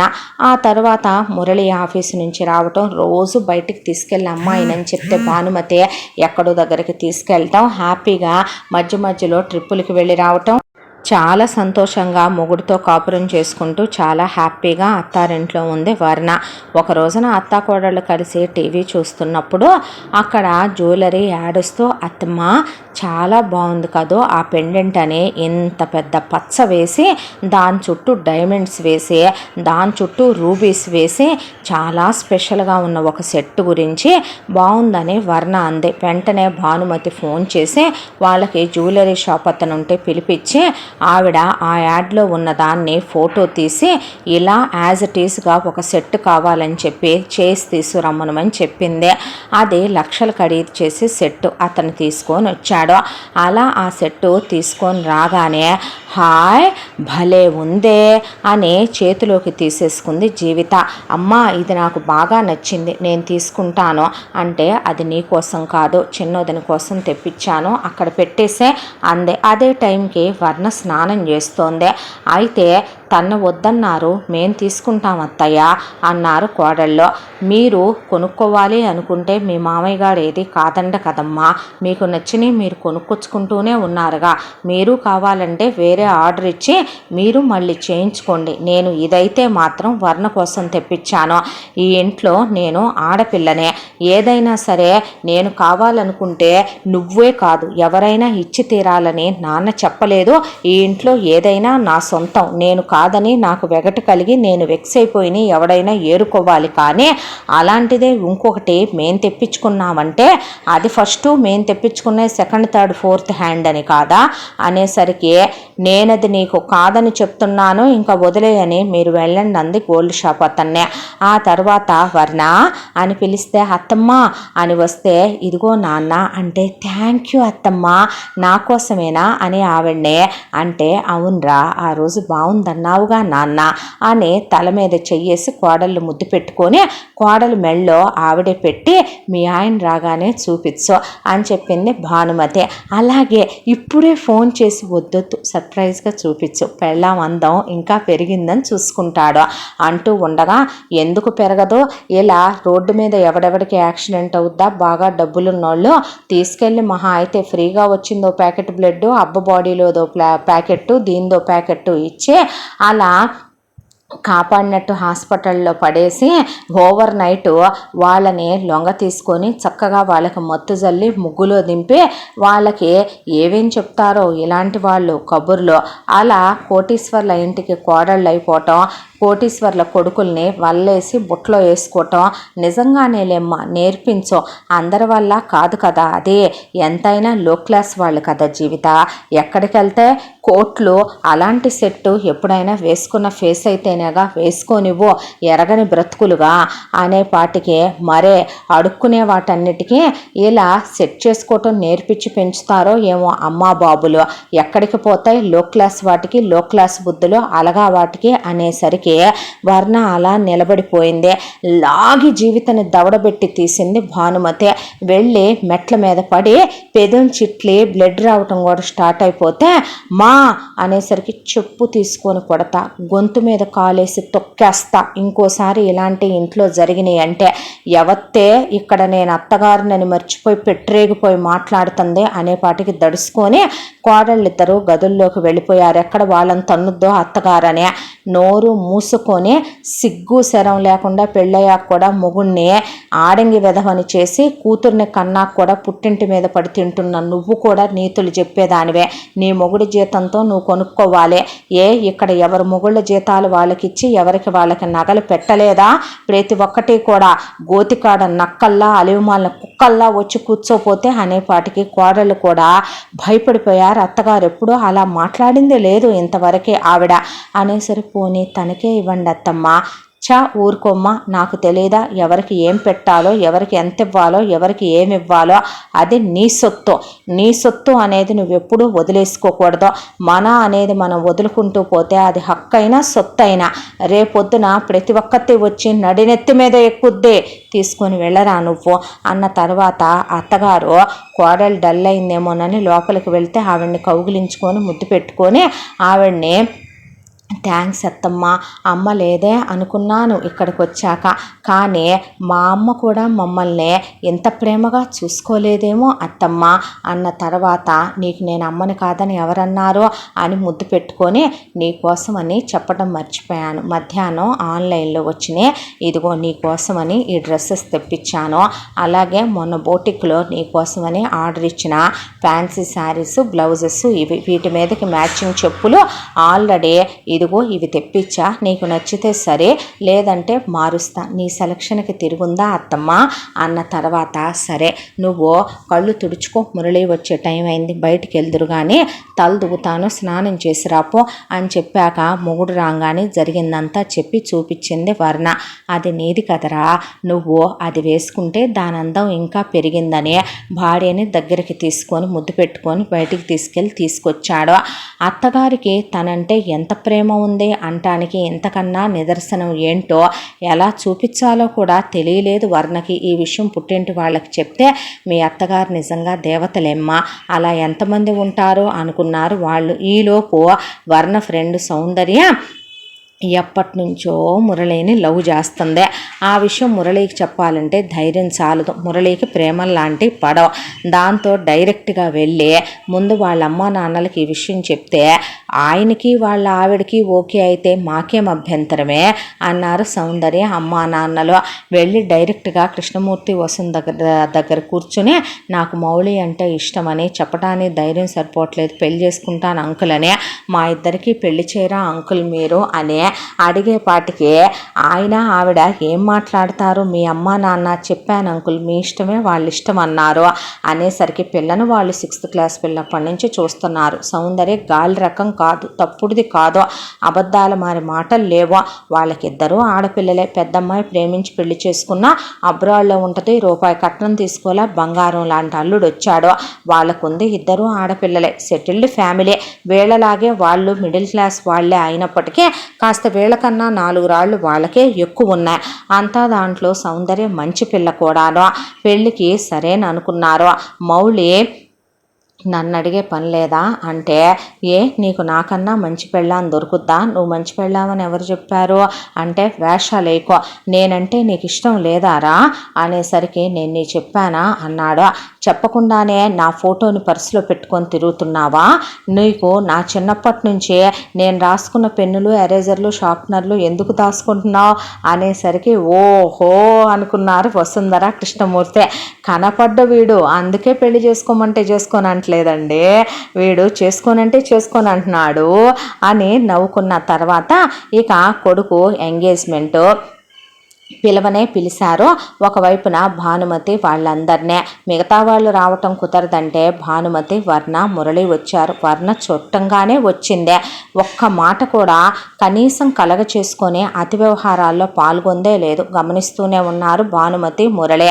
ఆ తర్వాత మొత్తానికి వదినమైపోతున్నావు నాకు, నువ్వు మాత్రం హనీమూన్లకి వెళ్ళొచ్చి ఎంజాయ్ చేయట్లా మరి ఏ బ్రదర్ అనేపాటికి మురళి నవ్వేసి హ్యాపీగా ఉండాలి మీ ఇద్దరు అని చెప్పాడు. ఆ తర్వాత పెళ్ళికి సౌందర్య వాళ్ళు అంతకుముందు వర్ణ, మురళి పెళ్ళికి ఒక వెండి వస్తువు తీసుకొచ్చి ఇచ్చారు వాళ్ళ స్తోమతకి. కానీ భానుమతి మాత్రం సౌందర్యకి ఒక డైమండ్ నెక్లెస్ తీసుకొని ఇవ్వమ్మా అని చెప్పి వాళ్ళ అన్నయ్యకి ఒక ప్లాటినం డైమండ్ బ్రేస్లెట్, అలాగే బావమరిదికి రోలెక్స్ వాచ్ గిఫ్ట్ ఇచ్చారు.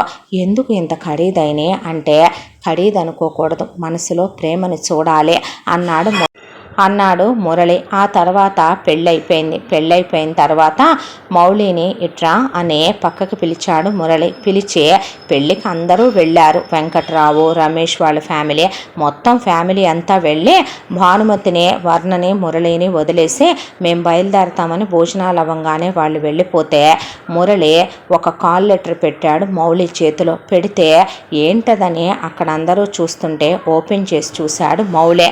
ఇప్పుడు మౌళి జీతం వస్తుంది 70,000. అతను ఇప్పుడు ఒక ఆఫీస్కే ఇక హయ్యెస్ట్ హెడ్ అయ్యే పోస్ట్ అదే. అంటే అమ్మ నేను ఈ పోస్ట్కి రావాలంటే నా లైఫ్లోనే ఒక 15 years పట్టుద్దే అన్నాడు మౌళి. ఎలా అన్నాడు మౌళి. ఇన్ఫ్లుయెన్స్ ఉంటే అవ్వందేంటే, నాకెందుకో అందరూ ఇచ్చినట్టుగా ఏదో చీప్గా నీకు వెలకట్టి గిఫ్ట్ ఇవ్వాలనిపించలేదు మౌళి అనేసరికి, అలాగే సౌందర్యకు కూడా అని చెప్పి చేతిలో పెట్టి 1,50,000 జీతం వచ్చేదే ఒకటి ఇంకొక కాల్ లెటర్ చేతిలో పెట్టాడు. ఇప్పుడు మౌళి జీతం ఎకాఎకిన 4 లక్షలు, భార్యకి 1,50,000. హ్యాపీ, ఇంకేం కావాలి వాళ్ళకి. దాంతోపాటు మౌళి కోసమని, సౌందర్య కోసమని హనీమూన్కి వెళ్ళి రమ్మనమని హనీమూన్ టికెట్లు, వాటితో పాటు హ్యాపీగా ఉండాలి వీళ్ళని చెప్పి ఒక కారు కూడా గిఫ్ట్ ఇచ్చి కారు కీస్ ఇచ్చాడు మురళి. ఏంటిదంతా అన్నాడు మౌళి. ఒక విషయం చెప్పనా, నువ్వు నీ చెల్లెల్ని నాకు ఇచ్చావు, కానీ నేను ఒకటి అనుకుంటాను, నువ్వు నేను వేరు కాదని. మౌళి ఐ లవ్ యూ అన్నాడు మురళి. అనేసరికి మీలాంటి బావమరుదులు ఎక్కడా ఉండరు బాబు అనేసింది సౌందర్య. అన్నాక ఈ కోతి పెళ్ళికి ఇంకా టైం ఉందిగా, అప్పుడు ఎవరినైనా లవ్ చేస్తున్నావా అన్నాడు మరదల్నే. సొంత కొడుకులాగా కలిసిపోయేవాడు అత్తామామలతో. వాళ్ళ కళ్ళు ఆనందంతో వర్షించిన క్షణాలే ఎక్కువ మురళి వాళ్ళ అల్లుడయ్యాక. మౌళి చాలా హ్యాపీగా మురళిని కౌగిలించుకొని ఏడ్చేసి, దీనికి నీలాంటి మొగుడొస్తాడని కల్లో కూడా అనుకోలేదు అనేసిన తర్వాత, చాచా ఎవరిని లవ్ చేయట్లేదు బావా అంది మధు. చెయ్యకరా, మంచి సంబంధం చూసి చేస్తాంలే అని నవ్వేశాడు మురళి. హ్యాపీగా ఎంజాయ్ చేసినండి హనీమూన్కి వెళ్ళొచ్చి అని చెప్పాడు. తర్వాత వర్ణం తీసుకొని వెళ్ళిపోయాడు. వసుంధర, కృష్ణమూర్తి హ్యాపీ, కొడుకు వాళ్ళు హనీమూన్కి వెళ్ళొచ్చారు. ఆ తర్వాత హ్యాపీగా వాళ్ళ జాబులకు వాళ్ళు వెళ్తున్నారు. మధు కాలేజీకి వెళుతోంది.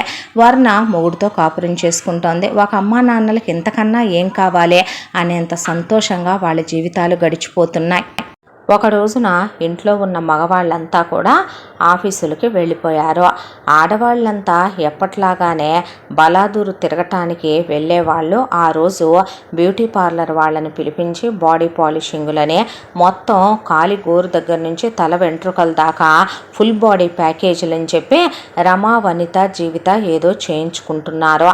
తన పని తను చేసుకుంటూ భానుమతి మధ్యలో అది ఇది అని వర్ణకి తినిపిస్తూ కబుర్లు చెప్తూ, వర్ణని వంటగదిలో తనతో పాటు తీసుకెళ్తూ వంటమ్మాయికి ఆవిడ అవి ఇవి అని పురమాయిస్తూ ఆవిడ పనులు ఆవిడ చూసుకుంటోంది. అయితే రమకి ఒక పాప, వనితకి ఒక బాబు, జీవితకి ఒక పాప.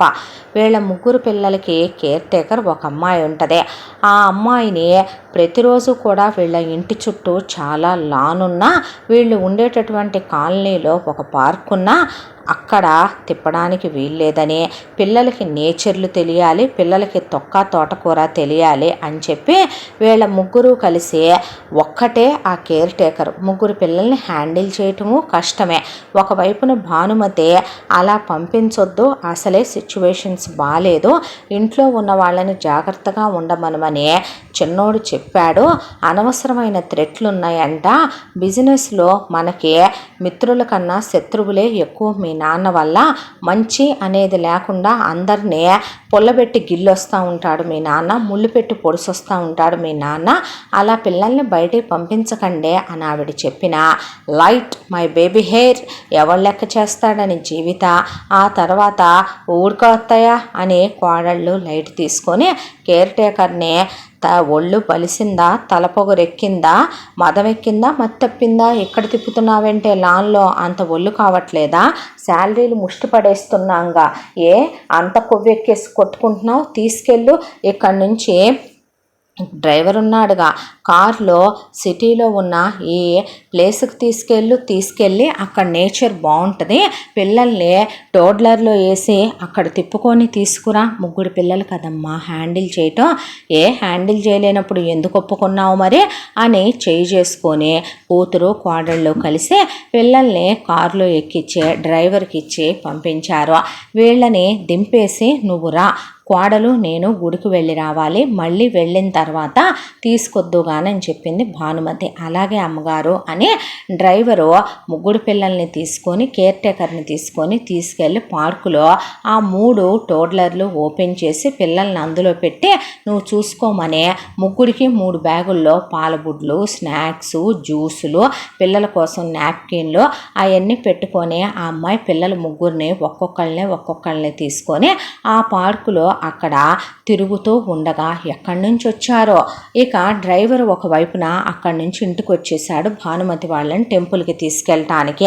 వీళ్ళ ఇక్కడ బ్యూటీల్లో మునిగిపోయి ఉన్నారు. అయితే అక్కడికి వచ్చిన దుండగులు కొంతమంది ఆ ఆయాకి మత్తు మందు పెట్టేసి చేతులు కాళ్ళు కట్టేసి ఒక మూలకి ఇసిరేసి ముగ్గురు పిల్లల్ని కిడ్నాప్ చేసి తీసుకొని వెళ్ళిపోయారు.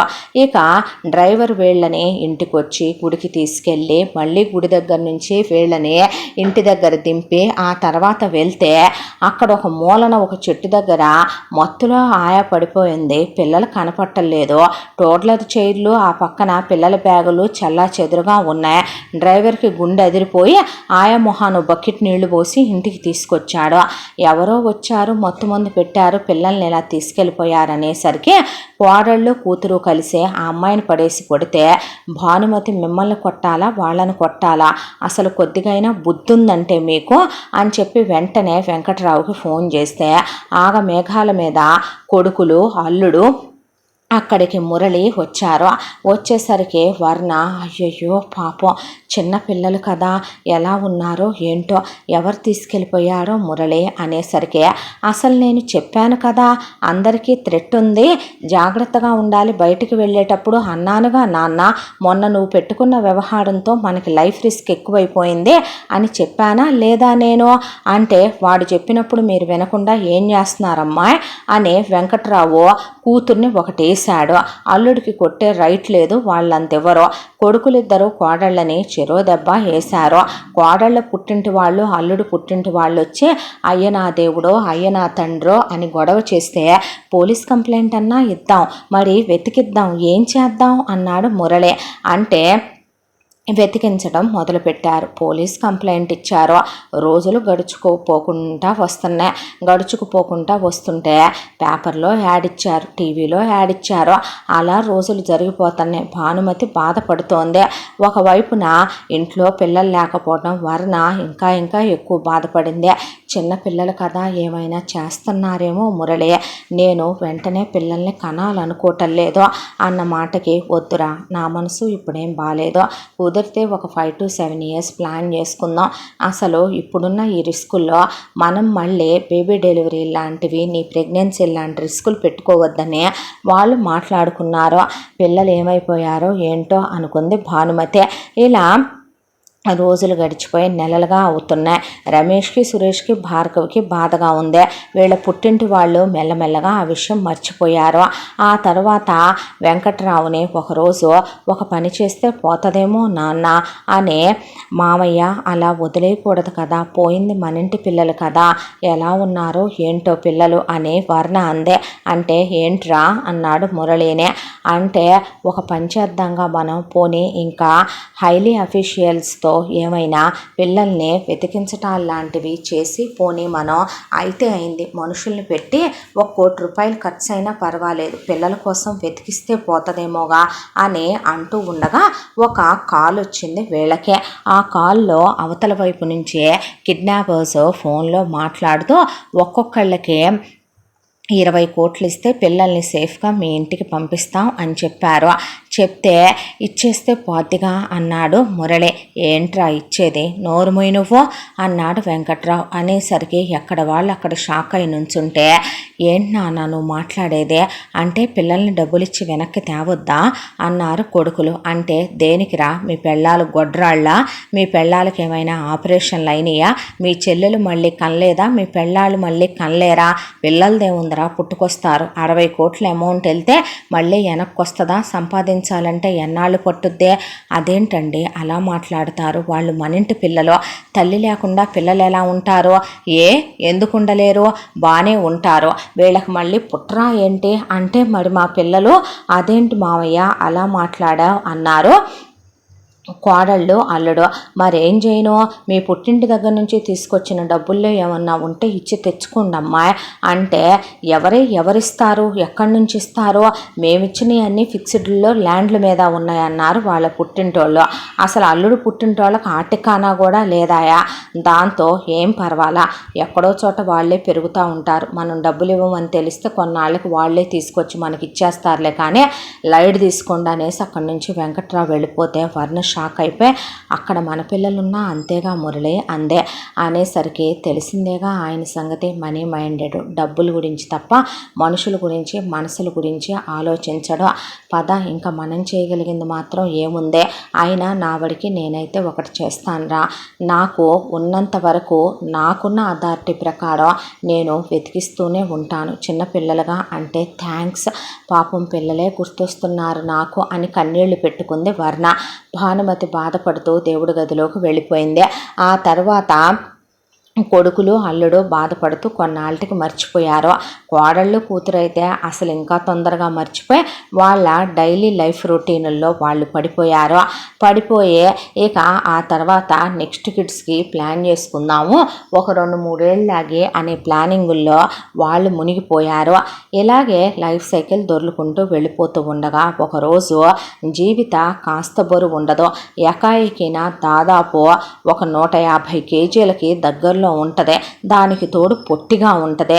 అయితే డాబా మీదకి వెళ్ళి హెడ్ ఫోన్స్ పెట్టుకొని కొత్తగా ఏదో ఆడియోలు రిలీజ్ అయినాయి అని పాటలు వింటూ గంగిరెద్దు గెంతినట్టు గెంతుతుంది టెర్రస్ మీద. అయితే ఉన్నట్టుండి ఎలా తూలొచ్చి పడిందో, ఎలా స్కిడ్ అయిందో కానీ పైన టెర్రస్ మీద నుంచి కింద పడుతూ అక్కడ గట్టిగా ఒక ఐరన్ కడ్డీ ఉంటే ఆ కడ్డీ ఆల్మోస్ట్ వంగిపోయింది కూడా, దాన్ని పట్టుకొని ఏలాడుతుంది జీవిత. అయితే అప్పుడప్పుడు వర్ణకే డాబా మీదకి వెళ్ళే అలవాటు ఉంది. వర్ణ అలా పైకి వెళ్ళి కాస్త ఆ రోజున అత్తగారితో, అత్తమ్మ మనం తాండ్ర చేద్దాం అని చెప్పి ఏదో యూట్యూబ్లో చూసి దానిపైన ఎండలో పెట్టిద్దామని చెప్పి అలా వెళ్ళిందే. వెళ్ళేసరికి పనమ్మాయిని, ఎవరియో మూలుగుడు వినపడుతుంది ఏంటి చూడు అనేపాటికి, ఏమీ లేదమ్మా నీ కిందకెళ్ళి చూసొస్తానుండండి అని కిందకి వెళ్ళిపోయింది పనమ్మాయి.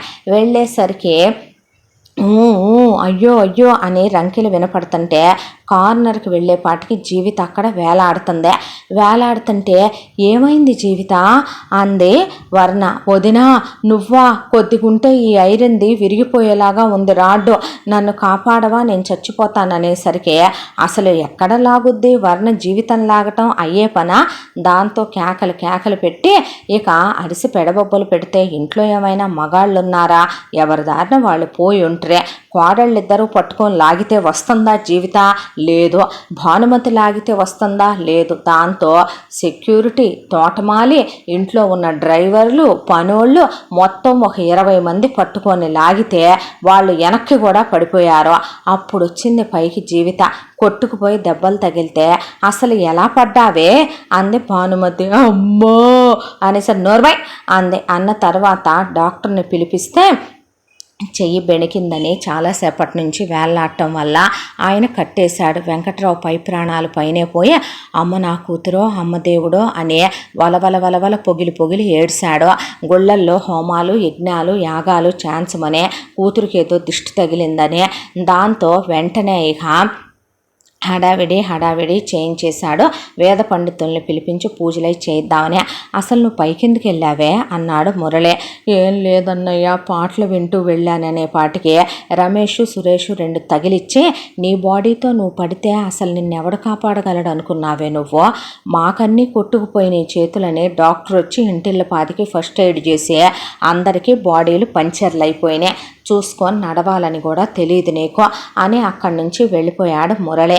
ఆ తర్వాత కాస్తలో కాస్త నువ్వు ఉన్నావు కాబట్టి సరిపోయిందమ్మా, లేకపోతే నా బిడ్డ ఈరోజు నాకు దక్కకపోను అని వెంకట్రావు వెక్కి వెక్కి ఏడ్చుకున్నాడు కూర్చొని. అయిపోయిన తర్వాత ఇలా ఒక 6 నెలలు గడిచింది. ఈలోపు కూతురు కోడళ్ళిద్దరికీ కడుపులు రావటం, ఆ తర్వాత మళ్ళీ వీళ్ళు గ్రాండ్గా ఫోటోషూట్లు, సీమంతాలు చేయించుకోవటం. పోయిన పిల్లల్ని వాళ్ళు కంప్లీట్గా మర్చిపోయారు. ఆ కిడ్నాపర్లు మళ్ళీ ఫోన్ చేసింది లేదు, పిల్లలు తిరిగి వచ్చింది లేదు. ఆ తర్వాత మళ్ళీ వీళ్ళు వరుసగా రమ ఇంకొక కొడుకుని, వనిత ఇంకొక కూతుర్ని, జీవితం ఇంకొక కొడుకుని కనేశారు. మళ్ళీ యాజ్ యూజువల్ కొత్త కేర్ టేకర్కి వాళ్ళని పడేసి అందాలు తగ్గుతాయని పాలు ఇవ్వకుండా ఇంకొక 5 ఏళ్ల తర్వాత ఇంకొకళ్ళని ప్లాన్ చేసుకుందాంలే అని లైట్ తీసుకున్నారు వీళ్ళు. ఈ పిల్లల్లో పడి పోయిన పిల్లల్ని మర్చిపోయారు అల్లుళ్ళు, కొడుకు. ఏంటో ఈ కొంప అనుకుంది భానుమతి. రోజులు ఇలా గడిచిపోతూ కాలం గడుస్తూ ఉండగా ఇంట్లో భారీ ఎత్తున ఒక పూజను పెట్టాడు వెంకట్రావు.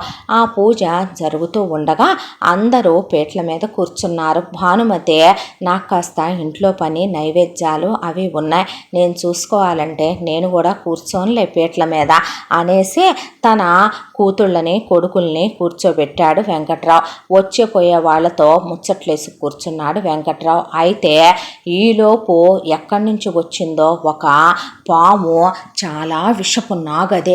అది డైరెక్ట్గా ఎంత పొడవునుందే రావటం డైరెక్ట్గా అది లోపలికే వచ్చింది. వింతగా అక్కడ ఉన్న వాళ్ళు ఎవ్వరి జోలికి వెళ్ళలేదు. అక్కడ ఉన్నవాళ్ళు ఎవరిని అది ఏమీ అనలేదు. డైరెక్ట్గా వచ్చి రమేష్ పెళ్ళాం, రమ, సురేష్ పెళ్ళాం వనితకి ఎదురుగా నుంచుంది. అదే నుంచునే పాటికి పెళ్ళాలను కాపాడాల్సిన రమేషు, సురేషు వెళ్ళి శుభ్రంగా చెరొక పక్కన ఉన్నటువంటి స్తంభాలు ఎక్కేశారు. అసలు జీవిత అయితే గనక అసలే చెయ్యి ప్యాచ్ అయింది కాబట్టి వెంటనే వెళ్ళి ఆ పక్కనే ఉన్న డైనింగ్ టేబుల్ ఎక్కి కూర్చుంది. అసలు భానుమతి భయపడిపోయింది. భార్గవ అయితే గనక ఆ జనాల్లో అసలు స్టూల్ ఎక్కి నుంచున్నాడు. చివరికి వెంకట్రావు కూడా భయపడిపోయి సోఫా ఎక్కేసి నుంచున్నాడు. మురళి అంత దూరాన షాకులో నిలబడిపోయి వర్ణ చేయి గట్టిగా పట్టుకున్నాడు. పట్టుకుంటే ఆ పాము వీళ్ళ దగ్గరికి వెళుతుంటే వీళ్ళు పెళ్ళాలని ముందుకు దోశారు రమేష్, సురేష్.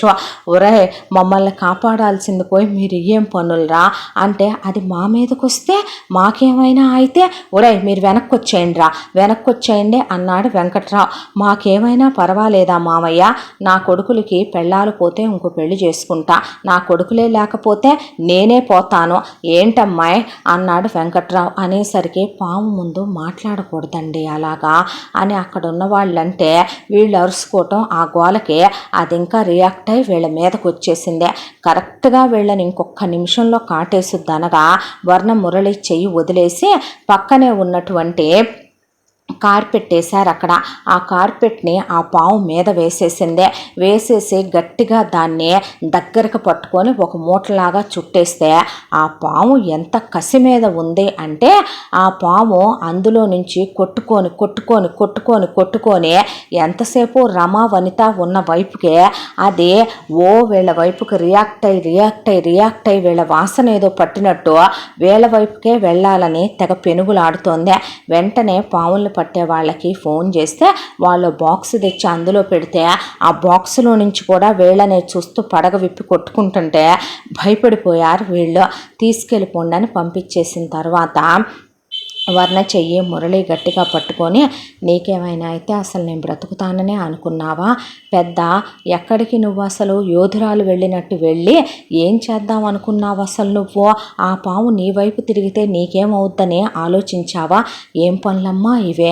ఆడపిల్లవి నువ్వు, నీకెందుకు చెప్పు ఇలాంటివే? అసలు పాములని పిలిపించి పట్టించటమో లేదా వాళ్ళ మొగుళ్ళో మీ మావయ్యో ఇక్కడ ఇంతమంది ఉన్నాం ఏదో ఒకటి చేసేవాళ్ళంకా, అలా ఇంకోసారి నువ్వు వెళ్ళకో. నీకేమైనా అయితే నీ అమ్మ నాన్నలు నీ ఫ్యామిలీ మేమేమైపోతాము, నా కొడుకేమైపోతాడనేది పట్టించుకున్నావా అని మందలించింది అత్తగారు. అంతా దాంట్లో షాకులు కూర్చుండిపోయారు కోడళ్ళు.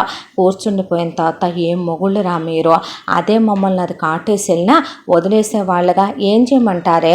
లైఫ్ రిస్క్ చేసి వచ్చి దాన్ని మమ్మల్ని పట్టుకొని బయటికి ఇసిరేయమంటారా? మాకు పాములు పట్టే అలవాట్లేదు, మేము ఫారెన్ వెళ్ళి చదువుకొని వచ్చాం మరే అన్న తర్వాత కూతురు దేన్నో గెలికి గిల్లి ఉంటారు బయటికి వెళ్ళినప్పుడు, ఉన్న చోట ఉండరుగా అన్న తర్వాత ఇషో అనుకొని ఇక ఎక్కడ వాళ్ళు అక్కడ మళ్ళీ రొటీన్ లైఫ్లో పడిపోయారు.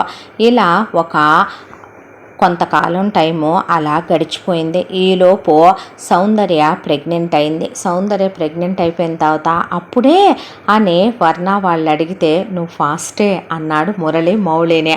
ఫాస్టా పాడా, దానికి ఇష్టమై అది తెచ్చుకుంది ఆ ప్రెగ్నెన్సీ. ఏమైనా అంటే అలుగుద్ది ఏడ్సుద్ది బావా, దాంతోనే ఏమీ అనలేకపోయాను అన్నాడు మౌళి.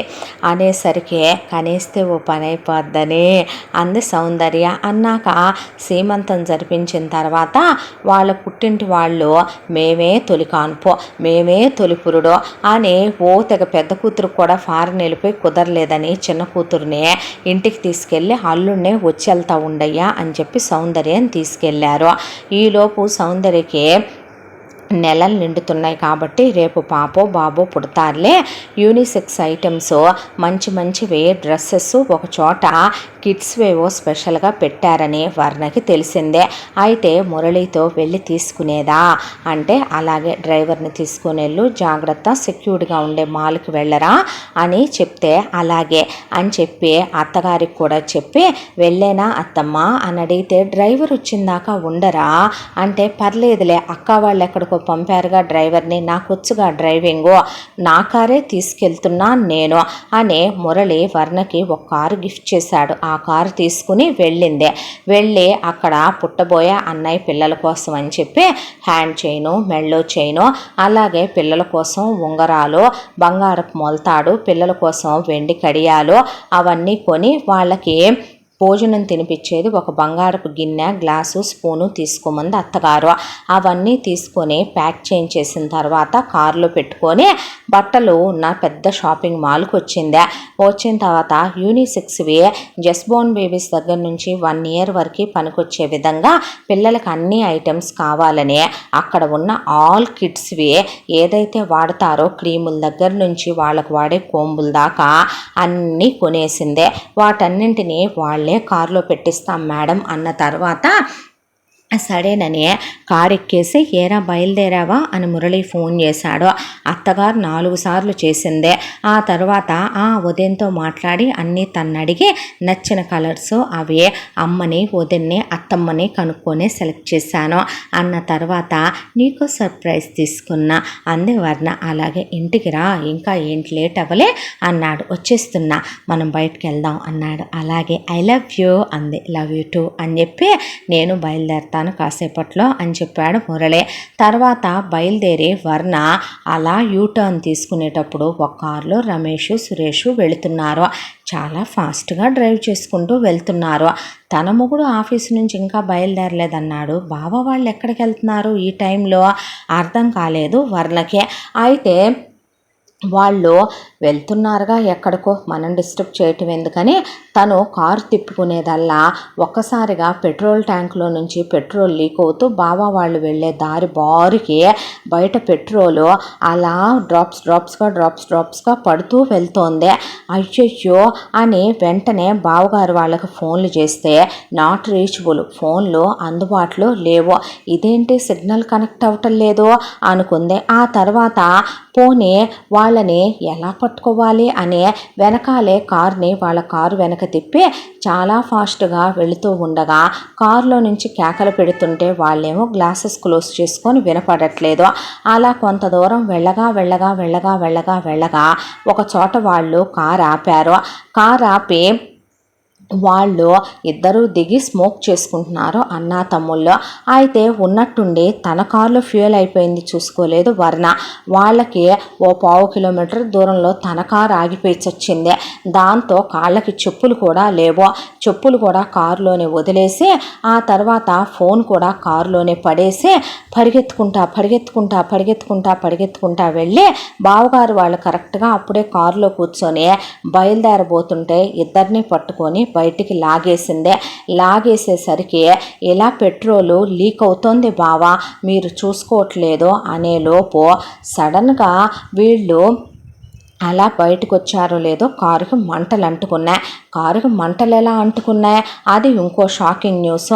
అయితే వీళ్ళని పట్టుకొని అలా వెనక్కి దూరంగా పరిగెడుతూ ఉండగా పెద్ద బ్లాస్ట్ అయ్యి కారు పేలిపోయింది.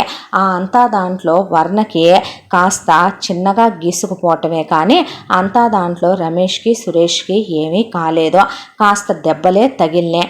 అయితే వెంటనే అంబులెన్స్కి ఫోన్ చేసి అక్కడి నుంచి బావ వాళ్ళిద్దరిని ముందు అంబులెన్స్లో ఎక్కిచ్చేసి మావగారికి ఫోన్ చేస్తే గుండె ఆగిపోయి కుప్పకూలిపోయాడు ఆఫీసులోనే వెంకట్రావు. ఇక కోడళ్ళు కూతురు అల్లుడు ఉడుకులు పరుగుల మీద అక్కడికి పరిగెత్తుకుంటూ వెళ్ళారు. వెళ్ళేసరికి అప్పటికే అక్కడ వాళ్ళకి ఫస్ట్ ఎయిడ్ జరుగుతూ డాక్టరు ఏం అవ్వలేదులే అని చెప్పేపాటికి భానుమతి కళ్ళు తిరిగి పడిపోయేపాటికి భానుమతిని లేపి డాక్టర్లు అక్కడ సెలైన్ పెట్టారు. సెలైన్ పెడితే మురళి అక్కడే ఉండి తల్లిని చూసుకుంటూ వర్ణకి ఫోన్ మీద ఫోన్ కొడుతుంటే వర్ణ ఏదన్నయ్యా అని అడిగితే మమ్మల్ని కాపాడిందిరా, అంబులెన్స్ పిలిచి మమ్మల్ని ఎక్కిచ్చింది, వెనకాలే వస్తానందే, పాపం తన కారులో ఫ్యూయల్ అయిపోయినట్టుంది, మర్చిపోయాం, క్యాబ్ తీసుకొని రావటానికని ఆగిందనుకుంటాను అన్నారు రమేష్ సురేష్. అమ్మో కోళ్ళుంది కాబట్టి కాపాడిందమ్మా, లేకపోతే ఇంకేమైనా ఉందా అని వెంకట్రావు గుడికి వెళ్ళిపోయాడు. అక్కడి నుంచే ఈ రాత్రి మీరు గుళ్ళోనే నిద్ర చెయ్యాలండి అని వెంకట్రావుకి చెప్పాడు వాళ్ళ ప్రత్యేకమైనటువంటి జ్యోతిష్కుడు. అలాగేనని వెంకట్రావు అక్కడే ఉండిపోతే మొగుళ్ళని కనిపెట్టుకొని పెద్ద కోళ్ళు రెండో కోళ్ళు అక్కడే ఉన్నారు. ఎంతైనా అన్నలు వదినలంటే లవ్ కాబట్టి జీవిత భార్గవ్తో అక్కడే ఉండిపోయిన తర్వాత వర్ణ ఒకవైపున అక్కడ వీళ్ళకి యాక్సిడెంట్ అయిన తర్వాత దూరంగా ఇద్దరు మనుషులు ఇదంతా గమనించడం చూసింది.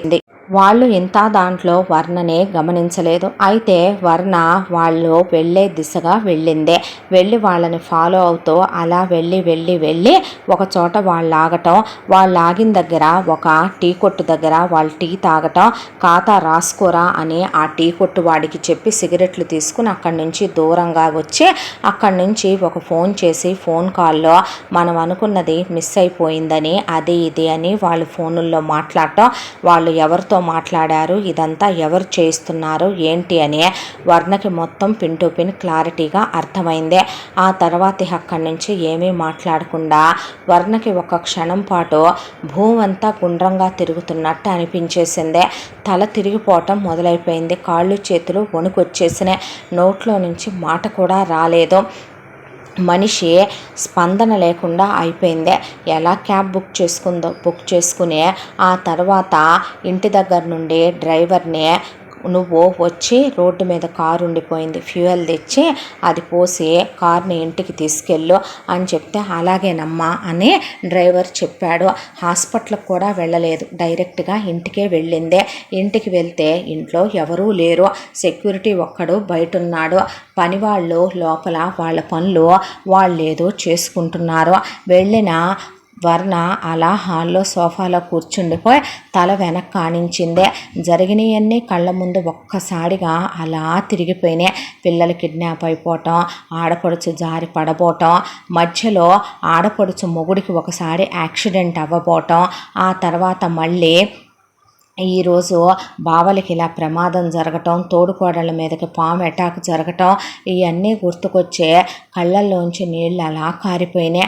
ఆ తర్వాత పనమ్మాయి వచ్చి అమ్మ జ్యూస్ అంది. అంటే వద్దు, కాసిన మంచినీళ్ళు ఇవ్వు అని గటా గటా గటా ఒక 5-6 గ్లాసులు నీళ్లు తాగేసిందే. తాగిన తర్వాత అప్పుడే అత్తగారు నీరసంగా ఉంటే మొగుడు అత్తగారిని తీసుకొని వచ్చి, ఎప్పుడు వచ్చావురా నువ్వు, అన్నయ్య వాళ్ళని నువ్వేనంటగా కాపాడింది, హాస్పిటల్ దగ్గరికి రాలేదే నువ్వు అంటే, కారులో ఫ్యూయల్ లేదు, అందుకే క్యాబ్ బుక్ చేసుకొని వచ్చాను అమ్మ, కారు తీసుకొచ్చానన్న డ్రైవరు. సరే అన్నాక అందులో ఉన్నాయి కొన్ని థింగ్స్ తీసుకెళ్ళి అక్కడ నువ్వు వదిన ఉంటుంది, వదినకి ఇచ్చేసి వచ్చేవి అని చెప్పింది డ్రైవర్కి. అలాగేనమ్మా అని డ్రైవర్ వెళ్ళిపోయాడు.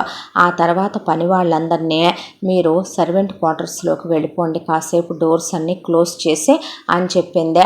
ఆ తర్వాత పని వాళ్ళు వెళ్ళిపోయాక మెయిన్ డోర్ లాక్ చేసిందే. బయట సెక్యూరిటీ గేట్లు క్లోజ్ చేసేసాడు. అత్తగారిని మురళి తమ బెడ్రూమ్లోకి తీసుకొచ్చి ఆవిడని పడుకోబెట్టి ఆవిడ పక్కనే కూర్చున్నాడు. కూర్చున్న తర్వాత వర్ణ లోపలికి వచ్చింది. లోపలికి వచ్చిన తర్వాత మురళినే, ఏంటిదంతా, ఎందుకు చేస్తున్నావు ఇదంతా అని అడిగింది. ఏంట్రా అది, ఏం చేశాను, ఏం జరిగిందే అన్నాడు. ఏం జరిగిందంటే, నటించకు మురళి నా ముందు, నేను ఏంటనేది నీకు బాగా తెలుసు, చీమకి హాని జరిగితేనే నేను తట్టుకోలేను అంటే, ఏమైంది ఇప్పుడు, ఇదంతా చేయిస్తోంది నువ్వే. ఇంతటితో అత్తారింట్లో చిన్న కోడలు కథ మొదటి భాగం పూర్తి. ముగింపు భాగంతో మళ్ళీ కలుసుకుందాం. ఎన్నో ట్విస్టులతో సాగే ఈ కథని మిస్ అవ్వకుండా సెకండ్ పార్ట్ కూడా వినండి. చాలా చాలా బాగుంటుంది. తప్పకుండా మన ఛానల్ని లైక్ చేయండి, షేర్ చేయండి, సబ్స్క్రైబ్ చేయండి, బెల్ ఐకాన్ క్లిక్ చేసి ఆల్ అనే బటన్ని ప్రెస్ చేయడం మర్చిపోకండి. ఈ కథని మనకు అందించిన కథా రచయిత్రి జి. యామిని శ్రీనివాస్ గారు. Thank you.